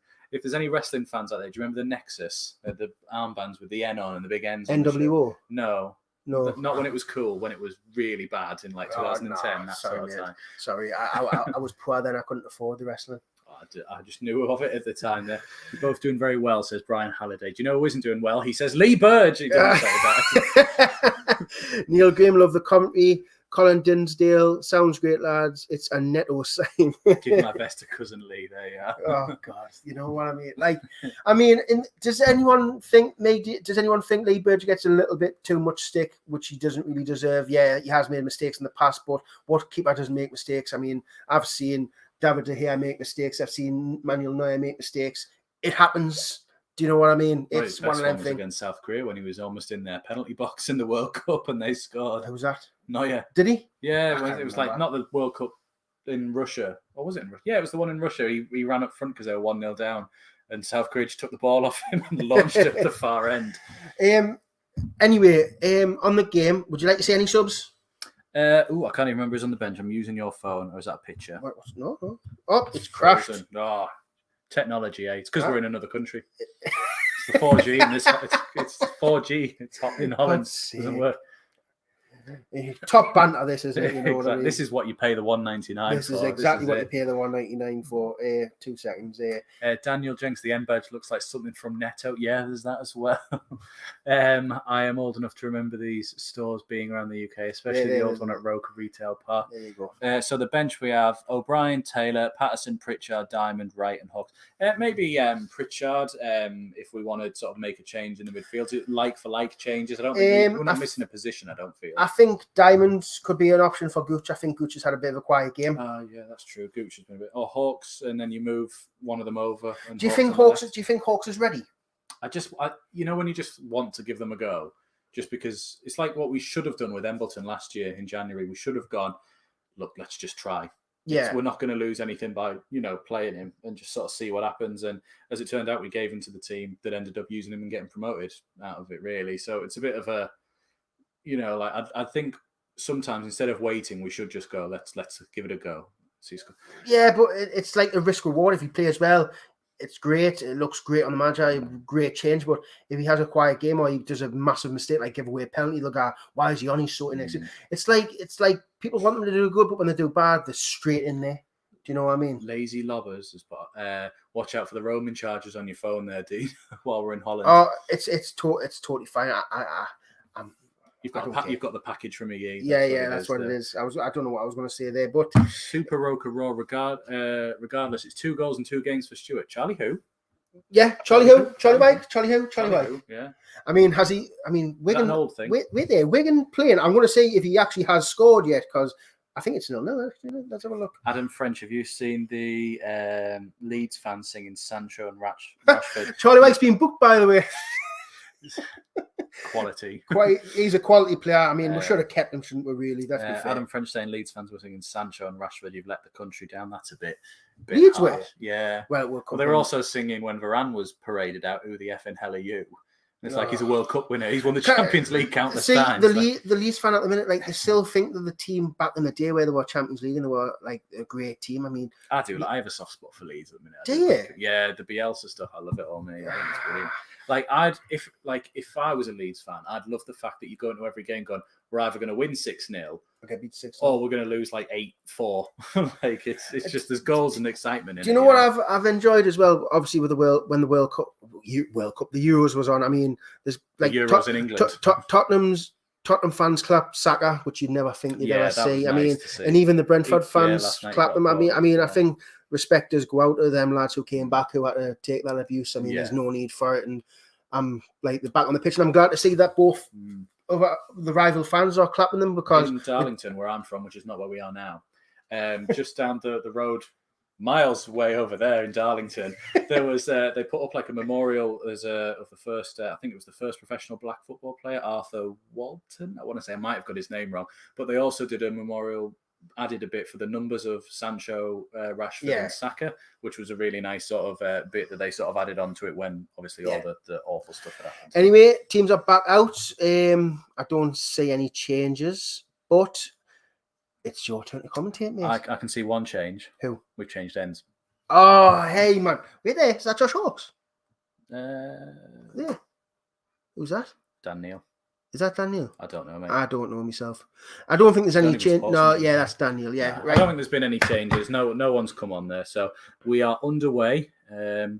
It's gone straight out for a throw-in. Oh, no. Yeah, Sirkin watches out for a throw-in. So we've got a throw-in right on the near touchline. Long throw forward. Stewart holds off his man and Gooch. Oh, no, Embleton's just got the ball. He's going up against Darling, facing his own. Darling clears it out. It's come to McGeady, sort of just ricocheted off him to Watson. Stewart might get the ball first in the penalty. He's gone down. Referee says nothing. Oh, it was soft. It was soft, but I would have took it. So That's just Jacob. Jacob's saying, behave, Michael, or something. Yeah. I saw there. I think that's at the game. I think Michael's doing a streak. Oh, Michael's streaking again, is he? Right. Oh, yeah, there he is. No, sorry. We just want to say thank you to Dale Burnett. Is that how you say it? I can't read it. Yeah. So thank you for being our new member. Now, what's happening? Why are you getting excited? I don't know. Oh, my God. Nothing happened. So thank you very much. You didn't applaud him. Yeah. Michael Bowers. Michael Bowers clap, I was going to say. Damon Hall, you're doing great. Proper fans watching the game and giving an honest opinion. Well, I don't know where he's watching then. Us, right? Thank you, Damon. That's appreciated. Damon. Yeah, appreciate it. As nothing happened. We're a minute in and we've got to throw him back where we were a minute ago. Yeah, this is fantastic. This is top football. This is football, Pro Evo style. Doyle all the way back to Burge. Burge now long kick forward, looking for Ross Stewart. I'd imagine Stewart has won the header, but it's straight above him. Does that thing where you spin around looking for it and it's above you. I'm spinning around. Offside was given against Stewart there as number 21. I think that's Harvey. Yeah, Harvey's coming forward, trying to antagonise his own team by going, come on. But it didn't really work. Darling has got the ball back now, plays it out to O'Hare. I say Hora. O'Hara. Like Jamie. Yeah. O'Hara. Watson back to O'Hara, looking for options, but he's gone cross field, nearly cut out by Gooch. Winchester did nip in there first, but now he's out of place, and Flanagan has dealt with that. Long ball forward, Gooch, and Winchester. Hey, referee! Surely a free kick. Winchester just nicked the ball past one of their players there. And see, they're still doing a bit of distancing. They've got tape across some of the seats. The thing is, all the stadiums are surprising because they've hardly got any fans there. Exactly. You've got to be even further away from people. Right. So we have got a... Did they give a free kick? Yeah, they gave a free kick. Right, yeah, we've got a free kick. Right-hand side of the pitch, not far past the halfway line. Winchester was fouled when he just nicked the ball past him. The Cats are sticking around now because it's about their tea time. So is it? Yeah, so they'll just have to wait an hour. Sunderland are playing. I want to say thank you to Luke Darby, who's now also a member for us. Thank you very much, Luke. Get your emojis in, you two. Come on, you can do it on the live chat there as well. We won't ask you to like the stream because we would never ask that again. Yeah, never. Once we've hit our major target, we stop doing that. But you can subscribe as well. That is free to do so if you are new here. Anthony Lee, solid performance so far. Dino and Conrad. Monkey will be proud of you. I don't know who he That's means. Philly. Oh, is it? Yeah, that's his nickname for Philly because the best friend. Sorry, mate. Sorry, I didn't know who you were for. Long ball forward there. Gooch is trying to peel off Twine, but he doesn't. It's not Twine. It was the other lad. So Darling, ball on the edge of the box. We'll look to be trying to close them down quickly. Who's this on the ball there? Is it 17? No, it's not. No, that's Robson, Parrott. No, that's Parrott. Oh, my God, they're everywhere. Because Parrott's supposed to be up front, but he seems to be spending more time in his own half. All the players on your thing are all stood somewhere different. I'm not saying that's your fault that you've moved this, but they went, this is how they're lining up, and it's not how they've lined up at all. It's just a proper lie. You've just lied. I don't even think we're playing MK Dons. The stream said Wigan, didn't it? Stream said Wigan at the start. As you can tell from the lack of commentary about movements on the pitch, there's nothing happening. We've got to throw in again on the right-hand side. It did cross to the left-hand side, but then went back to the right-hand side for a throw-in. Who do we have next match, says DJ? Burton on Tuesday. And then someone said, was it Wimbledon on Saturday? I don't know. Someone put in Wimbledon. Marianne and Carl Taylor are in the chat. Hi, guys. Okay game. Winchester has been brilliant, she says. He's been good. Been all right. He's been good, I agree with that. Burton says the Trinidad Mackham there. Teacher, is it the chocolate turkey trophy? I'm guessing that's the pizza cup. Yeah, I don't know what it's called. I don't know. I don't know if it's a cup game or if it's a league one. No, it's a league game, I think. All right, we'll probably be doing a stream for it at Philly's house, you'd imagine. Then. What's this, the away game for Burton? And then Bulldog Fitness says, yes, it's Wimbledon on Saturday. Yeah, I'd imagine on Tuesday night there'll be a stream. Probably it's an away game, isn't it? Me, Michael, or me. Blake Burns, Conrad will be playing for Burton. Who? Conrad will be playing for Burton. Oh, yeah. Who's John Brayford. Is that what That's it is? me. Look, it's like Clark Kent being Superman. I'm just John Brayford now. Just need to be like... Get that cherry chest Yeah, out. exactly. And then Wickham, boo, cheats. Sorry, just it's force of habit now. Yeah, cheating. In the last 2 minutes, again, nothing has happened. We don't have a throw-in anymore, though. Darling has played a long ball forward on the right-hand side. He's found Watson, who's burst forward, crosses it in the box. It's gone free, cleared by Winchester. It's come to Evans. Great tackle. Lovely block tackle. It's come out to number 21, Harvey, on the left side. He's played it into Robson, who's gone back to Jules. Jules looking for options. He's gone back to Darling just inside their own half. Darling to Robson, who's now gone back to O'Hare in their own half. A little interchange of passes so they can keep possession. We've come down onto the near side now as Watson on the right. He's been joined by O'Hare, or O'Hare, however you want to say it there. Robson plays it across to Jules. Jules looking for it. Their back three, one of them seems to come forward each time. Through ball, Flanagan has got in front of, is it Isa, did you say there, and won a free kick there. He stepped in front of, I had to be careful, I didn't want to say ISIS, but it's Isa. You've got to be careful. Flanagan did well to get in front of him. I don't think he needed to go down, but it was just one of those tactical, if I get in front of you, I'll go down. DGF, can you give a shout out to my whippet called Louise, or is that Louise? Hiya, Louise, the whippet. Hiya, Louise, the whippet. The whippet. Great content. Yeah. Trinidad Mackham, or Alan, as we call him, Ipswich drawing fans already calling for Cook's head. Well, that'd be a bit. We put Ipswich to be up there, didn't we? Should have been Bolton. Gooch taking him on, crosses it left-footed, doesn't get past Jules there. It's come out to Dan Neil edge. He gets sort of closed down. Lovely ball in. Embleton, one-on-one with the keeper. Dinks it. Is he offside? I don't know. No, get in! Everyone just froze. It looked to be offside, but it was a lovely little ball in from Neil. I think everyone thought he must have gone offside. But everyone stopped. Embleton, great composure, just waited for the keeper to go down. Sunderland fans falling over on his arse. Someone's got a shirt off and fallen on the pitch as well. It is 2-0 to Sunderland, and it changed the things. Right, what happened? Gooch on the right side of the pitch, does a little step over. He tries to cross it in. It's cut out by Jules, only as far as Neil. Neil tried to pass it. He done a 1-2 with one of their players. Well onside, Watson. And he plays Dan Neil with a good through ball. Dan Neil plays a through ball to Embleton. Sorry if you can see me face. Yeah, no problem. I'm trying to. I mean, Dan Neil with an assist. That was a great pass. He played a 1-2 with, I think, Riley. It hit off Riley back to Neil. And Neil, first time pass straight through to Embleton. Embleton sat the keeper down. He did, yeah. That was the best. He did so much composure there because he was through. And he didn't just sort of think, I've got to quickly shoot. I've got no chance. He waited and made the keeper sort of like game of chicken. Keeper went down and he just lifted it straight into the roof of the net. But even then, when he scored, everyone went, is it a goal? Because it looked offside, but apparently you said it was onside. It looked to be well onside there. And when they showed the replay, I realised I put 1-0, but 2 scorers. So now it's now 2-0, as you can see on the bottom there. Get in, and that's 53 minutes gone. Yeah. If you remember, get your goal emoji chats out there. Let me do that with my one. Hang on a second, I'll be a minute. They haven't restarted the game yet. They're still checking something or something's happening. It must be when the Sunderland fans have gone onto the pitch, not completely invading the pitch when the few of them have gone over the stand and what have you there. So obviously everyone just loses their head when something like that. But as you can see, it is 2-0 and we have got our goal emojis for the members there as well. Trinidad Mackham, they better sort out his contract before we get another Madger situation. Embleton just signed a new one just before we loaded him to Blackpool, if I remember rightly. I think it's just next year, isn't it? I don't know. Still. Can you get the chat on me, by the way? I can't. Oh, yeah. Can he see? Can he see, man? Can he see? There we are. Lad, new contract. You see, Louise, my whippet brought Lady Luck. Do you want another shout out for 3-0 there? So we've got a free kick in our half. Long ball from Flanagan forward to Stewart. He's won the header down to McGeady. McGeady out to Sirkin, who's taking on Watson inside. 1-2 with Embleton. Sirkin down the left. Cross over everyone's head just there as it goes out for a throw-in on the far side. Good play. Lovely little interchange with Embleton and Sirkin there. Was Embleton, wasn't it there? Yeah. Lovely little 1-2 there. Completely got through MK Dons there. It's a good ball in as well, just no one's there. Stewart wasn't there. I'm not saying that as a bad thing for Stewart. It was just Stewart was further back on the penalty spot waiting for it, where Gooch had come in for the sort of earlier sort of position of it there. But it is 2-0 if you are just joining and you can't read on the stream as well. 2-0 to Sunderland.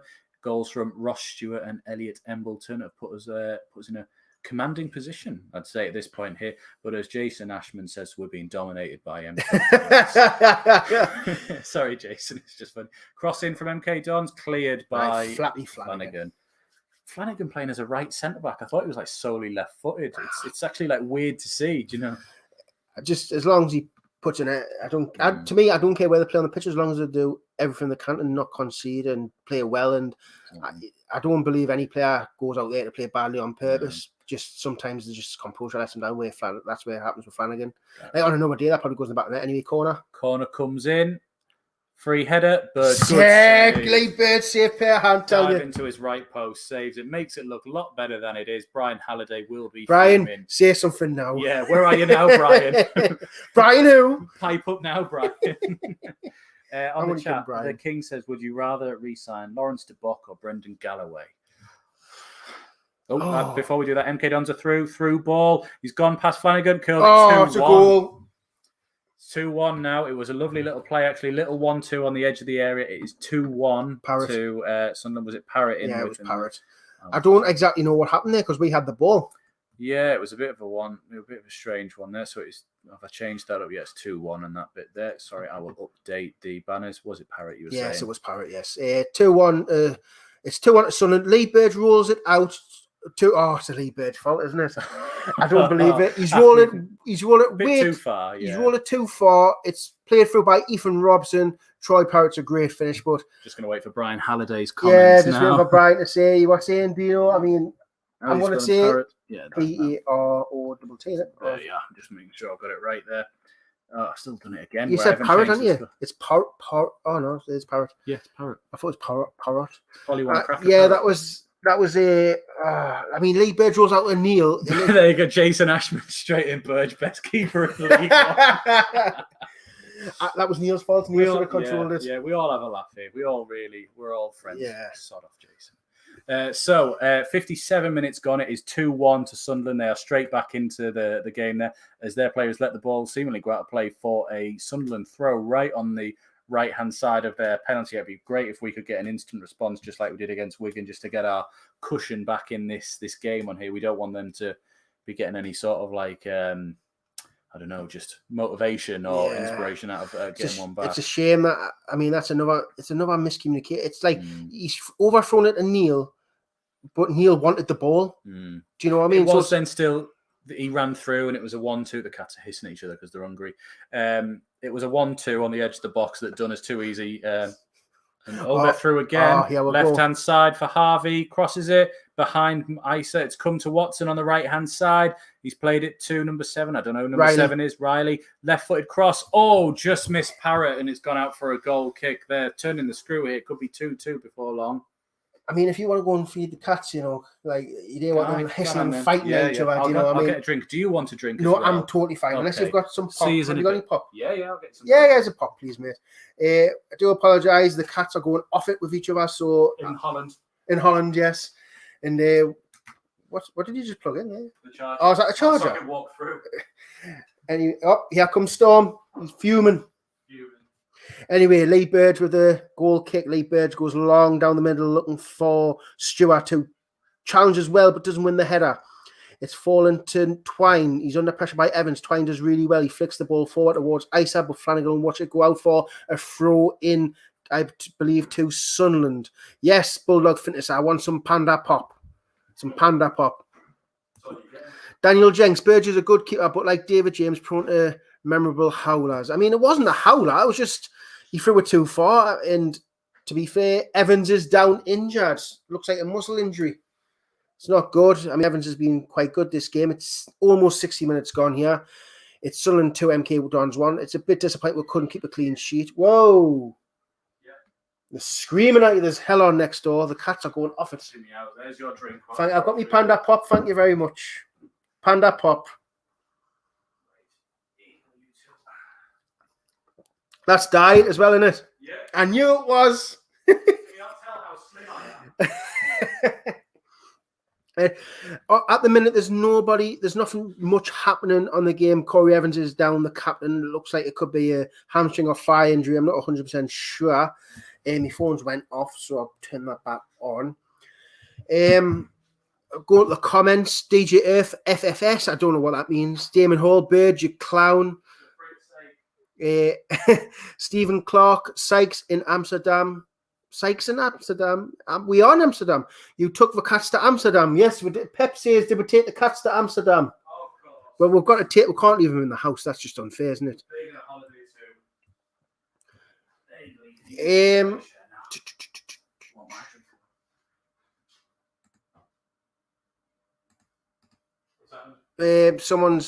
I'm trying to hide. Oh, there we go. Someone put in the comments a score and I've just hit it because don't know how to. Oh, okay. But yeah, Evans is just there walking off the pitch now. 60 minutes gone here. Norman Longstaff upset, no clean sheet, same as the other 2 games. Yeah, I mean, you've got to think like, you can't always keep clean sheets. I don't know about that. Like, it would have happened by now. We're quite up to date with that score. We're 2 minutes behind apparently on there. It's gone live. That scores. The thing is, always a hit. I've hit it, or is it still not hit? I don't know. Who knows? Let's commentate on the game. Yeah, let's commentate on the game. Barrow 2, Hartlepool 2. Emma Wilson, you 2 are class deuce every stream. Well, we're going to try and do the away streams. The home streams won't be possible as we all do go to the games. Anyway, Pritchard. Ooh, Pritchard's on.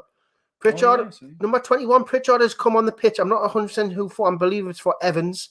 The ball's played about Darlin over to Hara now. Hara plays it back to Darlin. He's under pressure by McGeady. McGeady's pressing him. He plays it over to, I believe that's Harvey. Harvey now got Gooch on his tail. He plays it back to Darlin. Darlin over to Hara. Hara now with the ball. 61 minutes gone here.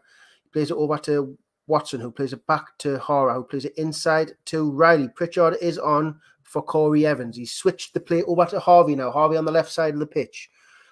He's got Twine in the middle. He plays the ball into the box, and it's looked over the keeper, and it just went to the top of the roof. I don't know if that was a clearance or a shot by them. Goal kick. So Mo Isa must have got a touch on it. It was a great ball in. I believe that's by Harvey. It might have been Parrott. It's hit off Parrott's shoulder, I think. I'm not 100% sure, but it's not a goal. It's not a goal. That's the main thing. But MK Dons are getting a foothold in this game now. Gooch now. Great kick out. Where was that a few minutes ago? Gooch now on the right side of the pitch. He goes past Twine. He gives it to, I believe that, I don't even know who that is. It's switched over. What a ball. Ross Stewart. Oh, it's a good save. Who played that pass there? Did you see? Gooch, I think. I don't know. Gooch or Embleton, maybe, with the left-sided. Oh, yeah, there's a flag. Yeah, there's a flag. Who's that? Embleton. Is that Embleton? Embleton with a beautiful ball. Great bring down on the chest. The ball just got away from him. He's hit it. It's a good save. Good save by the keeper. I think they're giving offside. Bolton's 3-1 up. Karen Monk, hi lads, watching you in the van, just finished the charity gig. Well, I hope it was a good game because the Sunderland lads won. Anyway, Riley. At the moment, 2 Sunderland teams have won theirs, and then hopefully this one will carry on. Anyway, it's with Hara now, under pressure by McGee. McGee slides in, and Jules is under pressure by Embleton. He plays it out to Harvey now. Harvey on the left side of the pitch on the touchline. He goes long down the line looking for the run of Parrott. He's got Isa inside, but Doyle will not deal with it. Burge has come out. Isa's took him on. Well good save by Burge. God's sake. Doyle let the ball run across him. MK Don's player nicked it. It looked like Isa was going to get there. He rounded Burge, went to play it back across, but Burge stretched out his hand and managed to tip it out for a corner. That's a good save. That's a really good save. There was a Sunderland player on the line covering, but no guarantee. You've got to make sure. MK Dons are getting the football in this game. It's Portsmouth 2, Crew 0. DJ Earth's Teltworth, thank you very much. Watford are apparently winning 2-0. 1, Crew 0. So they've had a goal minus. Mm-hmm. Anyway, ball in. It's a bit of a scramble. It's cleared away by, so it's a free kick given. I tell you what, it's getting a bit nervy now, isn't it? Yeah, I don't like this at the moment. It just seemed to be that as soon as they got that one back, they've sort of been the far better team. Jason Ashman was right. They are dominating now. He must have seen the future. But no, 65 minutes gone, 2-1. MK Dons certainly on top at the minute there. Anthony Lee's put in the chat, or Anthony. Corey Evans is well known for being injury prone. Well, I hope not. I was literally just about to read that out as well. Well, you don't have to now. Yeah, thank you. Yeah, I mean, it's just trying to keep them fit. I mean, if he gets injured in training, then there's a problem. The tackles he's been putting in, full-hearted tackles. In a match, what you want to see. In a match, if you get injured in a match, nothing you can do. But when you get injured in training, that's where the injury prone comes a part of it. Because does anyone remember Richard Wright, the goalie who used to play for Everton? Richard Wright, yeah. Yeah. Do you remember he got injured once because he fell over a keep off the grass sign when he shouldn't have been playing on the pitch? Well, remember Leroy did? He pulled a muscle stretching out of bed. Yeah. Anyway, it's on the right side. It's being whipped in by Harvey to the back post. Watson brings it down. Plays it on the outside to Riley. Riley comes inside, but it's a good tackle by Pritchard. It's back out to the right side with Watson. Watson now plays it back to Ethan Robson. Robson plays it all the way back to the halfway line to Darlin. Darlin now. 65 minutes gone here. Plays it over to Harvey on the left side. Parrott makes a run on the outside of him. He doesn't use him. He looks like he was going to whip it in. He doesn't. He gives it out to Parrott. You got to cover that. Gooch is there. He plays it inside Jules. Jules on the edge of our box. He plays it to Ethan Robson on the edge, who plays it forward to Parrott, but it's intercepted and Sunderland clear. Ross Stewart brings it down on his chest. He flicks a ball forward for Pritchard, but it's went out for a throw-in to MK Dons on the halfway line. It's quickly taken by Darlin, who gives it to Hara, who plays it over to Riley on the halfway line. Riley moves the ball forward. People saying he's not injury prone. It's like you say, it's like injuries within a game. Yeah, because he's sort of committed. Yeah. Exactly. So O'Hara with the ball over to the right side to Watson. Watson now plays it back to O'Hara. There seems to be a theme as well. They're just keeping it on the halfway line. They do know they need to score, don't they? You'd think. It's over to Jules. Jules just over the halfway line plays it back to O'Hara. Pritchard will close him down. He plays the ball forward, and it's found its way out to Watson, who can't control it, and it's a Sunderland throw in. Anyway, Conrad, I mean, is it a bit worrying now that MK Dons are getting into the game? Just before I go in there, we've got 250 people watching. I'm not going to ask you to like because you've already smashed the target we set earlier on. But if anyone's new here who hasn't subscribed already, please could you subscribe? We're only a couple away from 6,400. It'd be a massive help if you could do that. And of course, if you are interested, the super chat is open and you can become a member like some of our people who have. You've got Anthony Lee, you've got Bulldog Fitness, you've got myself, you've got Emma Wilson, you've got Daniel Jenks, you've got Reese Williams, Luke Darby, John Hunter. There's too many to mention going back there, but thank you all for being here. And I can't remember what your question was. Is it a bit worrying about MK Dons? They're really getting a foothold now. Yeah, they're certainly, like I said before, they're turning the screw on us here and the better team. It's either we're going to have to hold on, which I hate doing because it's always the Sunderland hold on, as Moisa has took the touch. And he's kept offside. He's offside anyway. Continue what you're saying. They're sort of getting. It's either one of these things where we're going to have to just ride this out and sort of hope that it sort of, dissipates and they sort of stop, or we're going to have to nick a third really and just get ourselves out of sight. Anyway, to the comments on alongside, you're doing well with the names of the MK Dons players. Proper comment. You can mention Sunderland players touching the ball. Can you mention this? Well, I can't mention the Sunderland players if they can't touch the ball, but thank you very much for your kind comments. We will do that when we do that. When we get a foothold on the ball, Norman, we will let you know. Tom Wallace, is Parrott playing on the shoulder of his man? Not really. He's like picking the ball up forward now. He was absent in the first half, though, wasn't he? He's picking the ball up in little pockets of space. Lee Burge has played the ball up towards Stewart, who has been out-jumped and has fallen to Twine. Twine now bursting through the middle. He plays the ball through to Parrott. Parrott now tries to dink Lee Burge, and it's a good save. It's a good effort there by Parrott. It was dipping in. A good save by Burge there, just to stop the ball dipping in over. That was very. I mean, he tried to dink it from outside the box. It was, wasn't it? About 20 yards out. 20 yards out, trying to dink the keeper. That was going in. It was going in. Great save by Burge. Head first, beer and beyond. Subscribe and like. Well, thank you very much. It's with Ethan Robson. Ethan Robson on the edge of the box. Good tackle by Pritchard.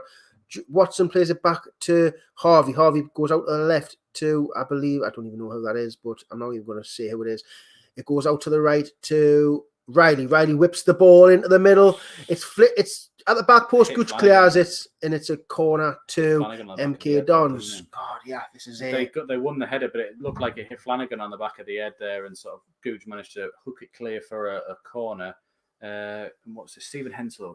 Can you say happy 30th birthday to Steph? Happy birthday, Steph. Happy birthday. I'm one of 30 as well. I'm 31. Ooh, too old for me, like.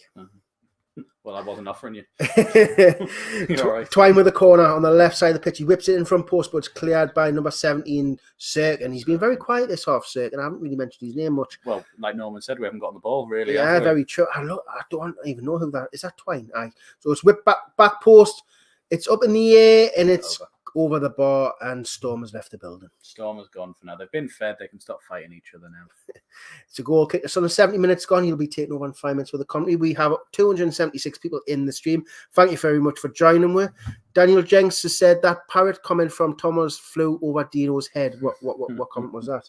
I don't know. But that bit was funny that it flew over you. Yeah, the Parrott flew over me head. It's funny that. Like. Parrott on the shoulder. Oh, hey, man. God. At least it's not like Jack when he read out ice. Yeah, the ice one, yeah. I swallow something. And then we didn't double down like Jacob and read out. Jacob just went PR all out, didn't he? Anyway, 70 minutes gone. It's Sunderland 2, MK Dons 1. Burgess took the goal kick and went to the left side. Stewart hasn't really won a header with one of them, but it's a bit of a loose ball. Edmonton flicks it over. Riley brings the ball down. Pritchard takes it off him. He flicks it over to McGeady. Well done. Pritchard will keep it in. He's got McGeady on the overlap. Will he play it to him? He does. McGeady on the left side of the byline. He cuts back. He plays it inside. Short by Daniil, but we've still got the ball with Embleton. He's been tackled in the box and it's cleared. Only as far as Pritchard, about 20 yards, 25 yards out now. Pritchard goes to the right side to Lyndon Gooch. He's got Harvey in front of him.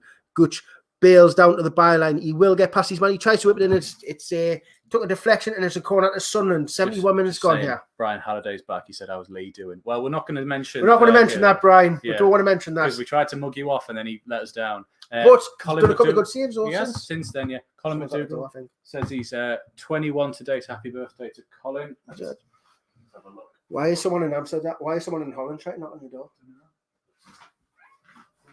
Oh, it's a postman. Anyway, Embleton will take the corner on the right side of the pitch. Oh, it's the police.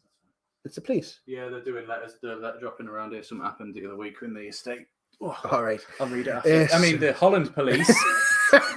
Honestly, I actually thought, geez, are they coming thinking we're doing something like now? Because we're in Holland, it's fine.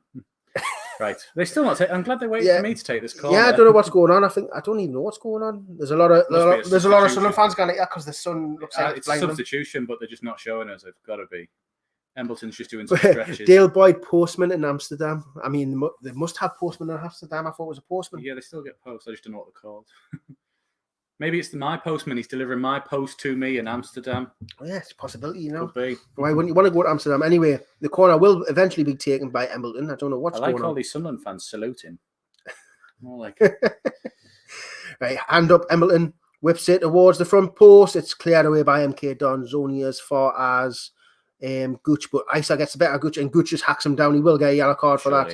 He just proper wiped him out there, didn't he? Oh, hang on. Number 21, Harvey's not. Oh, Harvey, go away. Go away, Harvey. Yellow card for Gooch there. Brian Halliday, Lee Birch has been criminal. It's because of the police. Colin Dinsdale, it's a drugs bust on the Cats for the catnip. Oh, God's sake. The thing is with Lee Bird, right? He made the howler, but he's actually made 2-3 good saves since then, hasn't he? Yeah, it's a howler. We say he rolled it out past the Sunderland player. Yeah, it's like a bit of both. Like he's rolled it too far, but Daniel didn't do himself any favours. Still went to the halfway line, the ball, and then broke. Then we didn't do anything after that, did we? We could have stopped it, but we didn't. Tulps on your organ. I don't understand. I don't know. I think it's just Sopranos reference. I have no idea. Carter, McDowell, Wright, and O'Brien on for Serkin and McGeady. Henderson's been all right. Right, but where would he put? Then who would he put? Right, unless left back 3. Yeah, I'm not 100% sure. I mean, I haven't really seen picture, but anyway, it's out with Horror into Darlin. Darlin now in the middle to Riley, who plays it back to Darlin, who gives it over to O'Hara. Horror cuts inside, but it's a good tackle by Stewart, and Horror plays it back to Darlin, who will probably go back to Fisher, which he does. Almost 74 minutes gone here. Fisher goes long down the left side of the pitch. Gooch wins the header and Flanagan flicks it out for a throw in to MK Dons on the left side of the pitch in our half. Thank you for everyone who's joined. I don't even know what the likes is on, but you've smashed the like button. Thank you very much. Bailey Wright is on. Bailey Wright has come on for Serkin. Funny. Oh, unless he was actually telling us that's happened. And not, I think he has. Unless it's going to be McGeady for O'Brien in a second. Well, if it is. O'Brien's on my 10, isn't he? So O'Brien is on. So who's come off then? Stop giving us spoilers there, Carter. Wright and O'Brien on for Serkin and McGeady. Yeah. Well, thank you very much. I didn't know that. That's just happened. My wife has gone off, apparently. He says, Carter, stop it. You're ahead of us. Grady seems to be having a quiet... McGeady, I would say he's been quiet as well, to be fair. Gooch when you said greedy. I mean, it feels like Gooch has went to left back. Anyway, Gooch... We've won a free kick, and I'm going to hand it over the last 15 minutes to Conrad as it is coming up to the 75th minute, and I'm going to have a drink of this Diet Coke. I die because of my figure. I was watching my figure. I don't really know what's happening at the minute. It's either a free kick or a throw into Sunderland. Free kick. And the right free kick. He's gone over to Lee Burge. What's happened here? Oh, Burge is down. Oh, you've got your wish, lads. Lee Burge is down. And we've made all 3 subs, haven't we? No. Yes. What's the other one? Serkin. And O'Brien. And Pritchard. Oh God, aye. We've made all our subs and Lee Burge has gone down. Who's going to go in goal? Who's Ross Stewart? He's tall. Covers more of the goal. Oh, that's unbelievable. So we've made all 3 subs, and now Lee Burge has gone down. I know some of you will be saying, thank God, but when you've done all your substitutions, this doesn't look to be the best thing, especially when we only just done all of our subs. It's not like it was a bit after. It just happened. Yeah. Unless he's doing a tactical, like, slow down the game. Let's go to the chat. Brian, anyone other than Burge. Bring back the 5 sub rule. Are they still on the 5 subs? I don't know if they are. No, it's 5. I think you got 7 subs like on the bench, but you can only use 3. Yeah, they changed the rule again. See, Bulldog Fitness is right. Stuart in net, he's massive, just for the sake of it. I mean, out of all the players, who do you think would do the best job in goal? And you can't say Stuart because Stuart is definitely not a goalkeeper. Like, who would you think? I reckon if 09 was on the pitch, it'd be 09. I think Doyle will give it a good go. Do you reckon? Doyle will give it a good go. Doyle, I'm going to say... Oh, he's up. He's fine. Hopefully he's fine. I'm going to say the best keeper on the pitch. I reckon Flanagan.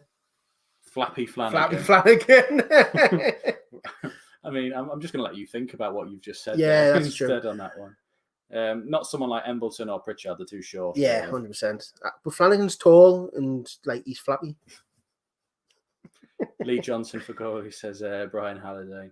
MK Dons of Josh McEachran, the former FM legend, Josh McEachran. Chelsea, the next World Cup, the next best player in the world. Yeah. And he plays for MK Dons. Anyway, Mo Ice has come off for Josh McEachran. Oh, flick on Pritchard. Shot. Oh, side netting.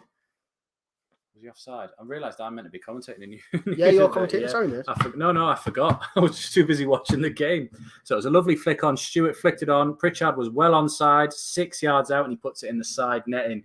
He should have done better there. He should have at least tested the goalie from that shot. DJ Earth has said that the Cheats Wickham are beating Cheltenham 2-1 now. There was a lad in our comments the other day going, "Grow up, Conrad. We didn't cheat." It was a right laugh. Right. So long ball from Fisher has gone forward to Gooch. I think Embleton, he's not going to quite get there. Jules has got the ball. Back to Darling. He's going to look out to O'Hore. O'Hore on the ball now. Pritchard closing him down. We're pushing them back again. We go through spells of pushing them back quite well, but then they're having a lovely interchange passing spell. Get there. That'll do. He face planted the ball. That's a yellow. Don't say that's a red. That can't be a red. No, there was another player in front of him, wasn't there? There was another defender in front of Flanagan there. Flanagan has not got the ball first and tripped someone up when they not through on goal. There was another defender coming across him behind. But he was if he didn't bring him down, he was through. Like he had to bring him down. On the chat, Carter McDonald, is Burge still functioning, lads? Yeah, seems to be. Brian Halliday said he's a big fan of Burge. Yeah, big fan of hating him. Yeah, I mean, look at that. He's through. Look, who's this covering here? The right back. Gooch is covering, and then Bailey writes there. That's the only thing I worry about our defence. It's very slow. I mean, Doyle's a good player, but he's still slow. Certainly. John Miller, we need another goal as we won't hang on to this. Yeah, that's been the story of me being a Sunderland fan, thinking we could hang on for something when we can't. And you always feel like you've got to hang on for something instead of just nick. The only time I never felt like that was when Roy Keane was manager, because we used to nick it in the last minute instead of getting it early and then holding on to the ones there. DJ for the goal flash, Wimbledon 3, Bolton 3, apparently. Bolton, another 3 goals for Bolton. See, 7th. But they're just drawing games. 2 draws. No good. But 6 goals. If you score 3 and you're not winning the game, there's problems. I think the new lad is meant to be quite quick. Which new lad? Alves, maybe. Alves. Oh, that'd be good. There's a centre off. Free kick, anyway. Free kick. It's Twine, 35 yards out again. Gone straight over the bar this time. This is what baffles me with player. Why would you shoot from 35 yards out? You've got to be either Ronaldo, Messi, or... He did in the first half and he tested Burge. But it went straight at Burge. But that wasn't 35. That was about 20, 25. Owen has asked, is he off? Burge is not off. He's still playing at the moment there, because if he goes off, we are down to 10 men, basically. And we need to decide who would go and goal. Yeah. Ross Stewart. But Ross Stewart's winning our headers up top. I reckon O'Brien, actually. O'Brien. Yeah, O'Brien might be handy, actually. Put in the chat who you think should go and goal. Burge forward. Header won by, I think that was Darling. We've managed to win the ball back as Doyle looks forward down the left side. Ross Stewart managed to keep the ball. Embleton just got it taken off from there as he's trying to control it. Who's this breaking forward? Twine. He's offside if he passes it to that guy. Number 7. Twine still going through all the way. Burge has got there first. Burge. Well done, Lee Burge. Burge grabbed hold of the ball, but Twine in his movement has knocked it back out for a goal kick. That was worrying. Twine just bailed right through the middle there. Like Twine won the ball in the centre circle and went past 8 players, getting through every one of them. I mean, obviously, I understand on the edge of the area, you're not going to bring him down there, but that is worrying to think how easy that would be to run through as there. Right, Burgess taking his time, going to get the ball. I think it's a bit of a shithouse injury. I don't actually think he was properly injured there, really. What time in the match, says the Trinidad Macam Alan? It's the Alan. It's the 81st minute or 80 minutes and 40 seconds. And hashtag ask Danny. What are we going to ask Danny? We'll ask him one day. One day we'll ask him. Carter says, got to be the Loch Ness Drogba, consider for he's a literal giant. I said this. As the ball is down the left side, Dan Neil has kept it in on the touchline, plays it past O'Hara, but O'Hara has taken the ball off of him. They're doing a little interchange through. Long ball forward from MK, who's Winchester playing in the midfield now. Gooch must have gone to right back. Yeah, good touch by Winchester. Winchester has won the ball back for us. Pritchard has now got the ball back to... Who's number 6? Doyle. Doyle must have gone out left, I reckon. He's very high up, isn't he? Doyle must have gone left and right in the centre. Yeah. Pritchard tried to do a bit of skills, but we've won a throw-in on the left-hand side of their penalty area there. DJ, 3 football stats, 3 players sent off so far in the championship.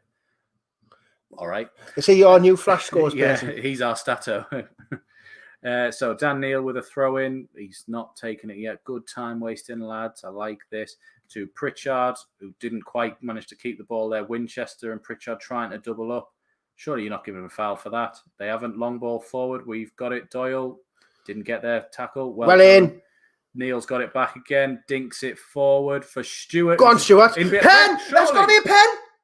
It's a penalty. Get it, Ross Stewart. He's the man, like I'm telling you. Ross Stewart cut across his man, which was Darling. Went down, Tangler legs maybe, but it's a penalty to Sunderland in the 82nd minute there. And who takes it? Because Gooch. Gooch taken them before though. Like I'm not saying I'm like completely fine. I mean, look at that. Stewart with the pace, and he kicked himself. He kicked himself. Yeah, watch if they show that again. Ross Stewart has kicked his own foot. I'm pretty sure. I've only seen it once since then, but it looks like Ross Stewart kicked his own foot going through. Which, if we score and go 3-1 up, makes it even better. I said 3-1. You did say 3. I said 2-1. Actually, can we? No. Make it safe. I think Philly said 3-1. If you're ahead, don't put it in the chat, please. Don't spoil it. Yeah. Don't put it in the chat. I'm going to cover that as well because that tells us the score as well. I'm not even watching it. Gooch is stepping up, so it's definitely a penalty. VAR isn't in this league, thankfully. So Gooch. I'm not looking at the comments on nothing. I don't want to look because someone will give it away. I'm not. Philly's just reminded us he has 3-1. So hopefully we score again after this. Come on, Gooch. The ref's still waiting. He's probably telling the keeper to stay on his line. I've got a feeling he's missed, I've just got a feeling. Gooch stepping up. Whistle goes. I think he's missed. Gooch. Saved. Oh, for God's sake! Saved by the keeper. So it is still 2-1 as MK Dons are countering quickly. Flanagan has managed to get the ball. It's still 2-1. Gooch did not score his penalty. It was down to the right-hand side. Gooch shot right and the keeper just fell on the ball, really. It was in the corner still, but it wasn't a great penalty there. So still 2-1 to Sunderland at this moment here. Well, only one sad face in the chat for missing a penalty. FFS from Chris Smith. Right, here we go again. So 84th minute now. MK Dons trying to pass the ball around. We've managed to intercept it there. Aidan O'Brien looks to be playing in central midfield as they're getting their number 18 ready to come on, whoever that is. That is Boateng. Hashtag Ask Danny has come up. Can we ask Danny what was that penalty like? It was a ball through, short, great tackle there. Who's that? Bailey Wright. Bailey Wright, number 26. Great tackle on Parrott there. MK Dons look to be playing with a bit of urgency now, trying to get back into this game. If Ross Stewart did trip over his own feet, you've got to say justice was done, I suppose, with the penalty. But as a Sunderland fan, I really wanted the game to be safe. It's bouncing around. Burge has collected the ball. No, he's doing that because they're not closing him down. Time wasting. Imagine that went through his legs. Yeah, true. Yeah, don't take the piss when you're not a very good keeper. Barry Shepherd, Dino jinxed it, man. I mean, I've got no confidence in Gooch when he takes penalties and that. I just think you've got better players on the pitch to do it. Philly put FFS. I think it's because he had 3-1 as well, but I have 2-1. So what's that for flip's sake? Yeah, something like that. If you're a Leicester fan, it's for fuck's sake. It's gone to Embleton. Get there first. You're faster than that, man. He bottle's going in from there. Right. Whoever this is breaking out. And there's Robson. looking up for a pass. He's driving forward. No one coming to him. Long ball across the field to the right-hand side, looking for Watson. Watson is beating the left-back, Dan Neil. Watson is in on the right-hand side. Plays a simple ball edge of the area. Soft shot was blocked. It's gone out for a throw, and Watson looks to have injured himself, stretching it. That was far too easy over Daniel. Why did we take Sirkin off unless he's knackered? He might be knackered. Because you don't know what fitness levels he is. And like you say, we are desperate for left back and right back. So people in the chat, why didn't O'Brien take it? Yeah, he took a good one in the midweek. Because I think Gooch has been given the captaincy, so Gooch is like, I'm the man. I'm the captain. I do what I want. And I never get this why strikers don't want it. I'm not going to blame Ross Stewart. Ross Stewart, I know what everyone says. Can I take it? True, yeah. I've seen Ross Stewart having a debate with Gooch, and Gooch is like, no, I'm taking it. As a striker, you should be like, I'm taking the penalty. That's what it is. Or before the season started, you've sorted this out to be like, if McGeady's on the pitch, he takes it. If it's not, it's you. You know, that type thing. I mean, I'd rather have Pritchard taking it than Gooch. Pritchard's a better player than Gooch. Embleton as well. Embleton's a free kick taker, and he's a referee gives a free kick again. It was about 40 yards out, dead centre. I thought we'd won the ball there. DJ says goal flash. Burton a 2-1 up against Ipswich. Sirkin had COVID a couple of weeks ago. He's probably knackered. Says Bulldog Fitness. Ross Stewart was on the penalty spot with Gooch debating. And I'm guessing he let Gooch take it, even though I think he wanted to take it. Unless Lee Johnson says Gooch is taking it, I don't know. It's one of them. Yeah. I don't like the fact Gooch shouldn't even be. I don't even think Gooch should even be on pens. Alan from Trinidad says, Alan, there must be an order, and that's what we were just saying. That it's like it's McGeady, then it's you, just depending on who's on the pitch there. Super Roker Raw, Gooch being selfish. Wouldn't surprise us. Really wouldn't. That's why when earlier on when someone put greedy in the chat, I actually thought he meant Gooch instead of McGeady. Yeah, he's very greedy. They're still setting up for this free kick. We've just hit 87 minutes now. We're approaching the end, and we're in a precarious 2-1 win. I think it's the best word. A 2-1 win currently. We're leading. We're not winning. That's the word I couldn't remember. Free kick comes in, headed clear by Flanagan. Get there. No, they didn't get there. That's number Scott 7. Twine's off now. Scott Twine has gone off for Harim Boateng. That's done Embleton there. Number 7 on the right is coming forward. They've swapped their whole team around now. McEachran was 14. In from number 16, headed clear by Doyle. Sorry if we've forgotten a few of their names. They've made subs now, so we don't actually know all of their players there. Number 16 is into, I think that's Boateng, one there, because it's not Isa. Out to Harvey on the left-hand side. Jules is forward as well for them. He's their centre-back. Headed clear by Bailey Wright, all the way back out to Harvey. Come on, lads, press him out. We'll push them back into their own half, but not with much urgency. 88 minutes gone now. Damon Hall, how much injury time do you reckon? 4, 5, maybe? 5, yeah. Normally referees down, penalty. Yeah, goals. I think referee might give 10. Just subs that have been done as well. They've made a change. Josh Martin has come on for 14, and Watson's gone off, so they're right. That's McEachran there, 16. 16 is McEachran, 14 is Watson. And 18 is Boateng. Long ball forward over the top of Gooch. Harvey's just... No, he didn't. Yeah, he kept it from going out for a throw-in, but he's bounced it out for a goal kick. So 88 and a half minutes, and it's still 2-1 as we've got a goal kick. Got 289 people on the stream. Thank you very much for joining. We've tried with best. This is a new combination where we normally used to have in Philly. We don't even like each other. I even came to Amsterdam with him to watch a game and I don't even like him. You know what I mean? That's Philly paid for the flights. Cat's got a free holiday out of it as well. And then there was a drugs bust in the middle of it from the police. It would seem like as well. So 89 minutes gone. We still haven't...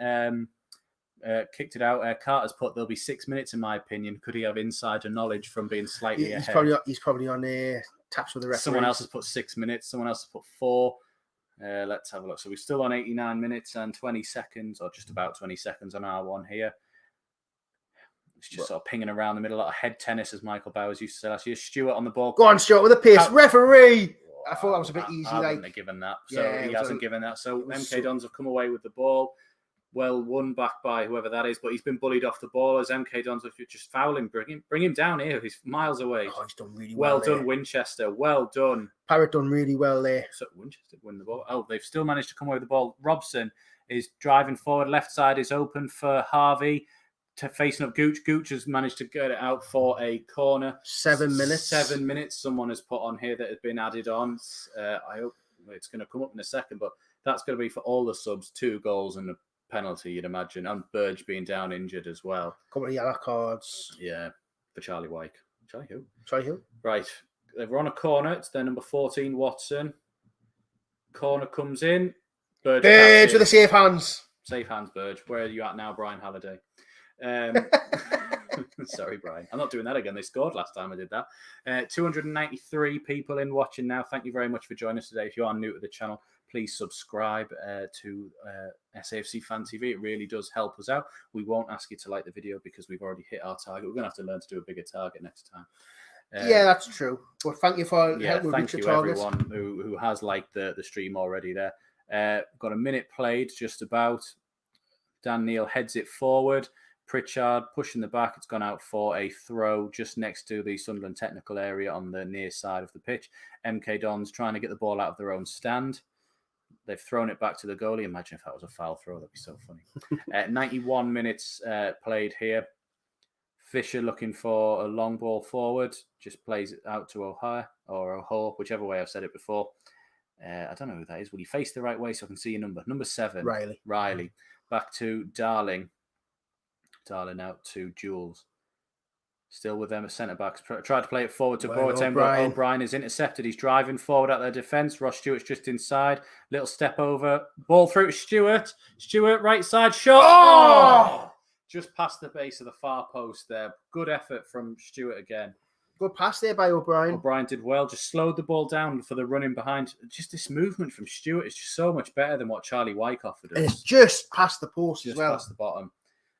Blake Byrne says, "Who's your man of the match?" I'm going to wait and see the final score before I pick someone at the moment. I mean, has anyone really stood out a lot? I mean, not really. There's been a few good ones in there, but it's been a solid team performance. Yeah, like no one's really stood out like that. He's been amazing. Ross Stewart's won a lot of headers for us and connected the attacks today, but we'll do that at the end there. It's still playing at the moment. That is Riley pressing forward out to Watson on the right hand side. He's beaten Dan Neil. He's facing him up again. Dan Neal has got back to him there. He's passed the ball back to number 16. That's McEachran. Out to Robson, who's switched it to the far side. Gooch up against Harvey. Harvey taking on Gooch. Cuts back. He's going to have a shot here, surely. Well done, Winchester, getting back in the way. He crosses it. Number 7 headed it towards goal. It's going wide. Burge is just keeping the ball at his feet until they come and get it off of him there. He picks it up now. 92 minutes, 40 seconds gone. It's been the longest 2 minutes and 3 minutes. This I know. People asking about which hotels we're in at home. Well, we're coming straight back on the megabus. We only went over there just to watch the game. Yeah, and then coming straight back on the ferry. Yeah. So long ball forward. Stewart hasn't won this header, but it's flicked on to Embleton. You could have put your foot in for that there. He did bottle that one a little bit there. Robson coming forward. Ricochet. Embleton's won it back inside their half on the right-hand side. He plays it back to Gooch. Gooch looking for options. Plays it to O'Brien. O'Brien's been all right in the middle since he's come on. Not as a forward, but as a midfielder. Tried a little 1-2, but it's gone all the way through to Fisher, who's rolled it out to Darling. Carter, reckon we could just form a line in front of the ball in the corner. It's an option. Watson is coming forward on the right. He's facing up Dan Neal and Doyle. He's gone past. He's gone past both of them. Gone into the penalty area. Left foot straight at Burge. He's been good since he's come on. Yeah, he's been good. He looks quite tricky with the ball at his feet there. Brian Halliday, Embleton still nursing a bad knock from his first game. Yeah, it was a late fitness test. It was apparently. Yeah. Chelsea have beaten Palace 3-0. Says DJ Earth. In case anyone wanted the Premier League scores as well. I'm just reading them out as they come up there. Paul Graham, Pampers time. Yeah, I know what you mean there. I'm old now. Carter says, palms are sweaty. Are your knees weak? Arms are heavy as well. Is there vomit on your sweater already? Hashtag ask Danny. Yeah, Everton 3-1 win against Southampton. The ball is just being played around MK Don's penalty area by their defenders. McEachran is in his own box with the ball, tries to play it forward to Robson. Robson looking long ball forward, gone straight over to Watson. Doyle has come out to meet him there. Surely Danny will get back in and help him as well. Doyle has managed to push him back. It's gone to Riley. Riley across to, that'll be Robson in the centre there. Robson looking for options. He's gone left past Embleton, who's brought him down. Embleton, man, that's silly. It's about 35 yards out, just off the sort of side of one of the Ds. Wouldn't say dead centre, but just off the side. Bulldog fitness. Third foul by White and still no red card. Oh, come on, that'd be so good if Charlie White, Charlie who got sent off. Charlie who? Yeah, exactly. Brian Halliday, O'Brien is a good disruptor of the opposition. Yeah, that's what we were saying. That like in the middle, I like O'Brien. He's quite tricky. I just think we haven't used him right. Yeah, he might just not be a forward. He's not a forward. He's not a striker. Morecambe have beaten Shrewsbury 2-0. Good result that from Morecambe, to be fair. We had them to go straight down in last position. It's early days. It is. So they're getting set up for the free kick there. I think this is Riley. Riley's on the ball. Watson just peeled off. Pritchard has followed him to one side there. Will people stop posting results? Some of us want to watch Match of the Day. Have you ever done that where you watch Match of the Day and not know any of the results? Taken. Yeah, it was boring. Waiting all that time to not know the score. Headed clear by Sunderland. It's come to Boateng, edge of the box. He's played it back. McEachran's on the ball, right-hand side. Left foot crossing, blocked by Winchester. Winchester's coming back to block again. Doyle up against, I think it's McEachran. Dan Neil got there, head cleared. Doyle, long ball forward. Out 1 minute left. 1 minute left. It's gone all the way back to their goalie. Goalie's taking the ball on his chest about 30 yards out. DJF just doesn't care, does he? DJF just does not care. You want to watch Match of the Day? You can. Long ball forward. Gone over everyone. It's going out for a goal. Right, kick. this is where we just waste a little bit of time now. Yeah. Come on. DJF needs to waste time at that ground, just telling them all the scores. Tell me the scores, DJF. We need to know them. Man of the match says Bear. I don't know. I don't know yet. It's a strange one. There's been a lot of options. I'd say Embleton's been good, linking up the play with Stewart. It's Stewart or Embleton. Then I'll have to. I know though they're the scorers. I mean, you don't have to give. Winchester's had a good game. Actually. Yeah, Winchester's been good. Yeah. We'll have a little talk about that after the game. We'll see what you think as well. We're not too sure yet. Yeah, still like you say, no one's actually stood out. It's been more like you say. 10 seconds left. Ball forward from Burge. Stewart has missed the header. Go on, Pritchard. Pritchard. Just keep it there, lad. Keep it there. He's taking it into the corner. He's got 2 for company. He's lost the ball, but it's 97 to 1. Lovely tackle to win it back. He's won the ball back in the corner. Lovely tackle from Pritchard. He's fallen over on it, but it's not gone out, surely. Game over. Game over. Sunderland have won. Full time. 2-1 to Sunderland there. Lee Johnson is walking over to say, haha, we have beaten you. I don't think he would say that. He's actually quite a nice guy, isn't he there? But 2-1 to Sunderland full time. I'm just updating that along the bottom. Three wins in a row. Aye. I mean, I didn't get the prediction. Who got 2-1 right? You? Me. Oh, man. We should have been 3-1. Gooch missed the pen. Nah. Gooch is terrible. No, he's not. Should be on the pitch. Exactly. But they're showing the Sunderland fans there who look to be in good spirits with the win. Where's Michael Bowers when you can't see him? I'm looking for anyone and everyone who I know. I mean, that looks like wee Philly there. Yeah, there's a ball guy, you mean. A good result. I mean, it wasn't a vintage performance from us, but we got the job done. We looked to be cruising, and then it was that sort of quick fire response from MK Dons, which really there was only 3 minutes between the 2 goals there. League One invincible, says Aaron Jarvis. I mean, maybe. I don't think it's something we're going to talk about for years to come if we do go that far. And I think we just want to forget about it. When it took 3 years to do an invincible season in League One, you think we'd do that in the first season? It took 4 years. Well, 4 years, yeah, my mistake. Yeah. I mean, on a whole, it's a win. I mean, the performance was okay. We created chances. We look quite well keeping the ball. Obviously, the first goal was a keeper mistake by them. The goal we conceded was a mistake by both Lee Burge and maybe Dan Neil, but a lot of people will say Lee Burge because he rolled it out too far. Embleton was a nice, crisp finish. I mean, Dan Neil very composed. Dan Neil played really well today. I think he's been chucked out to left back and left wing and centre mid. I think he's done really well. Corey Evans, let's hope that injury isn't a massive injury because I think he's been really, really good. But you've got Luke Knight to come back in, even Winchester to go back in. We've still got signings to make in the window, hopefully. So a lot of positives. It's a win. I mean, you've just got to win. I don't care how we play, just win. I mean, we've had this debate for a while where I say we're not playing well, but we're winning. But now we're kind of playing well and winning, which is a good thing. Where we're not like just scraping by. I think we did play okay. Towards the end, there was a spell in that game where it looked like they might get a second, but after a while, it did just sort of peter out into the we're under control. Like we're not gonna go. We nearly got another. Ross Stewart nearly got one from the pass through from O'Brien as well. Pritchard had a free shot that hit the side netting as well. We obviously had the penalty as well.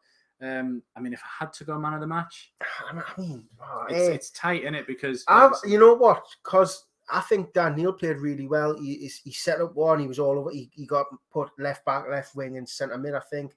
I'm going to give it to Daniel. I think Daniel for his first away game in the league. And like you say, he's been playing left back most of the time and he's been chucked all over. And I think he had a really solid game.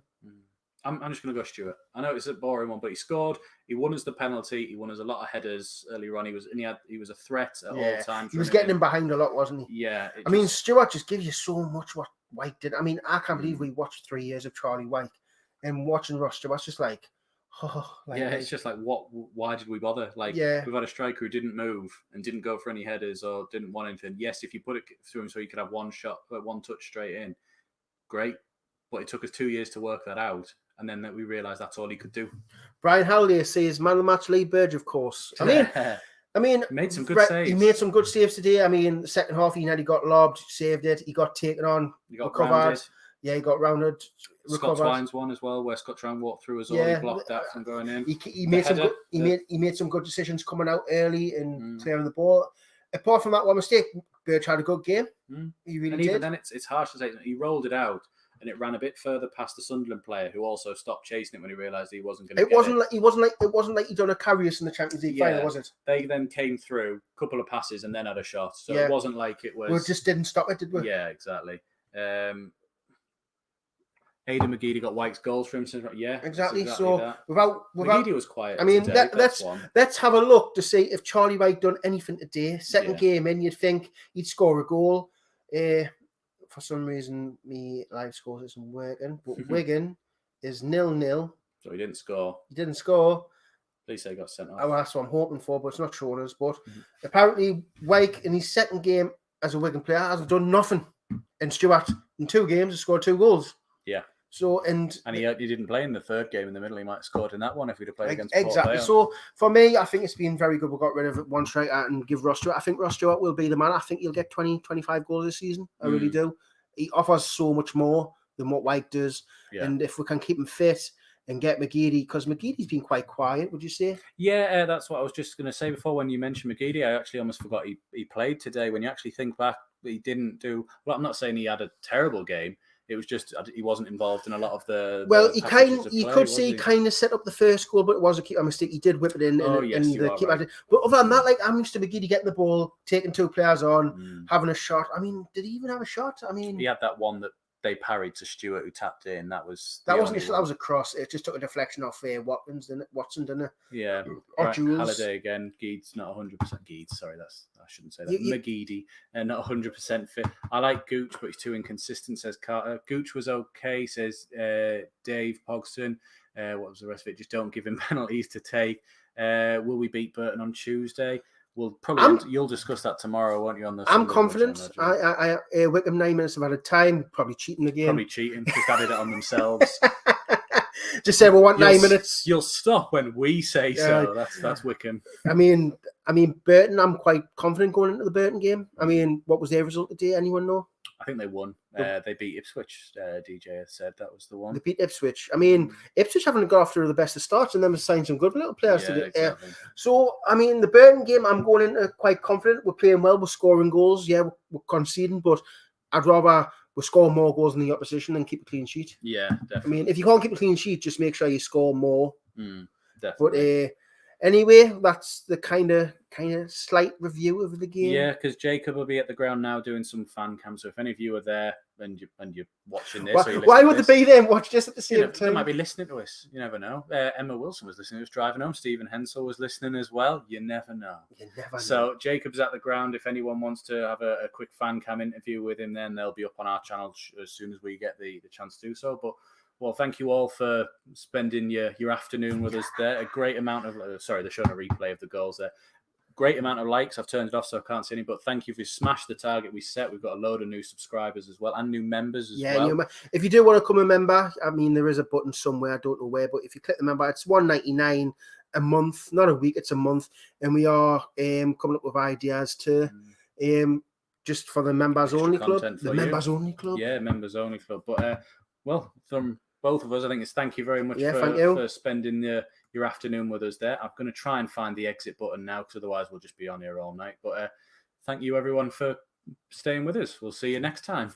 Sunday, isn't it? Sunday bunch tomorrow. Yeah, Sunday bunch tomorrow. I think it's 6:00, isn't it? Yes, I think we've changed the time to 6 o'clock for the Sunday bunch. So tune in. We'll talk about the game. We'll talk about signings. We'll talk about anything you want. The Sunday bunch is always a good laugh. So we'll see you then. See you then. Take care now.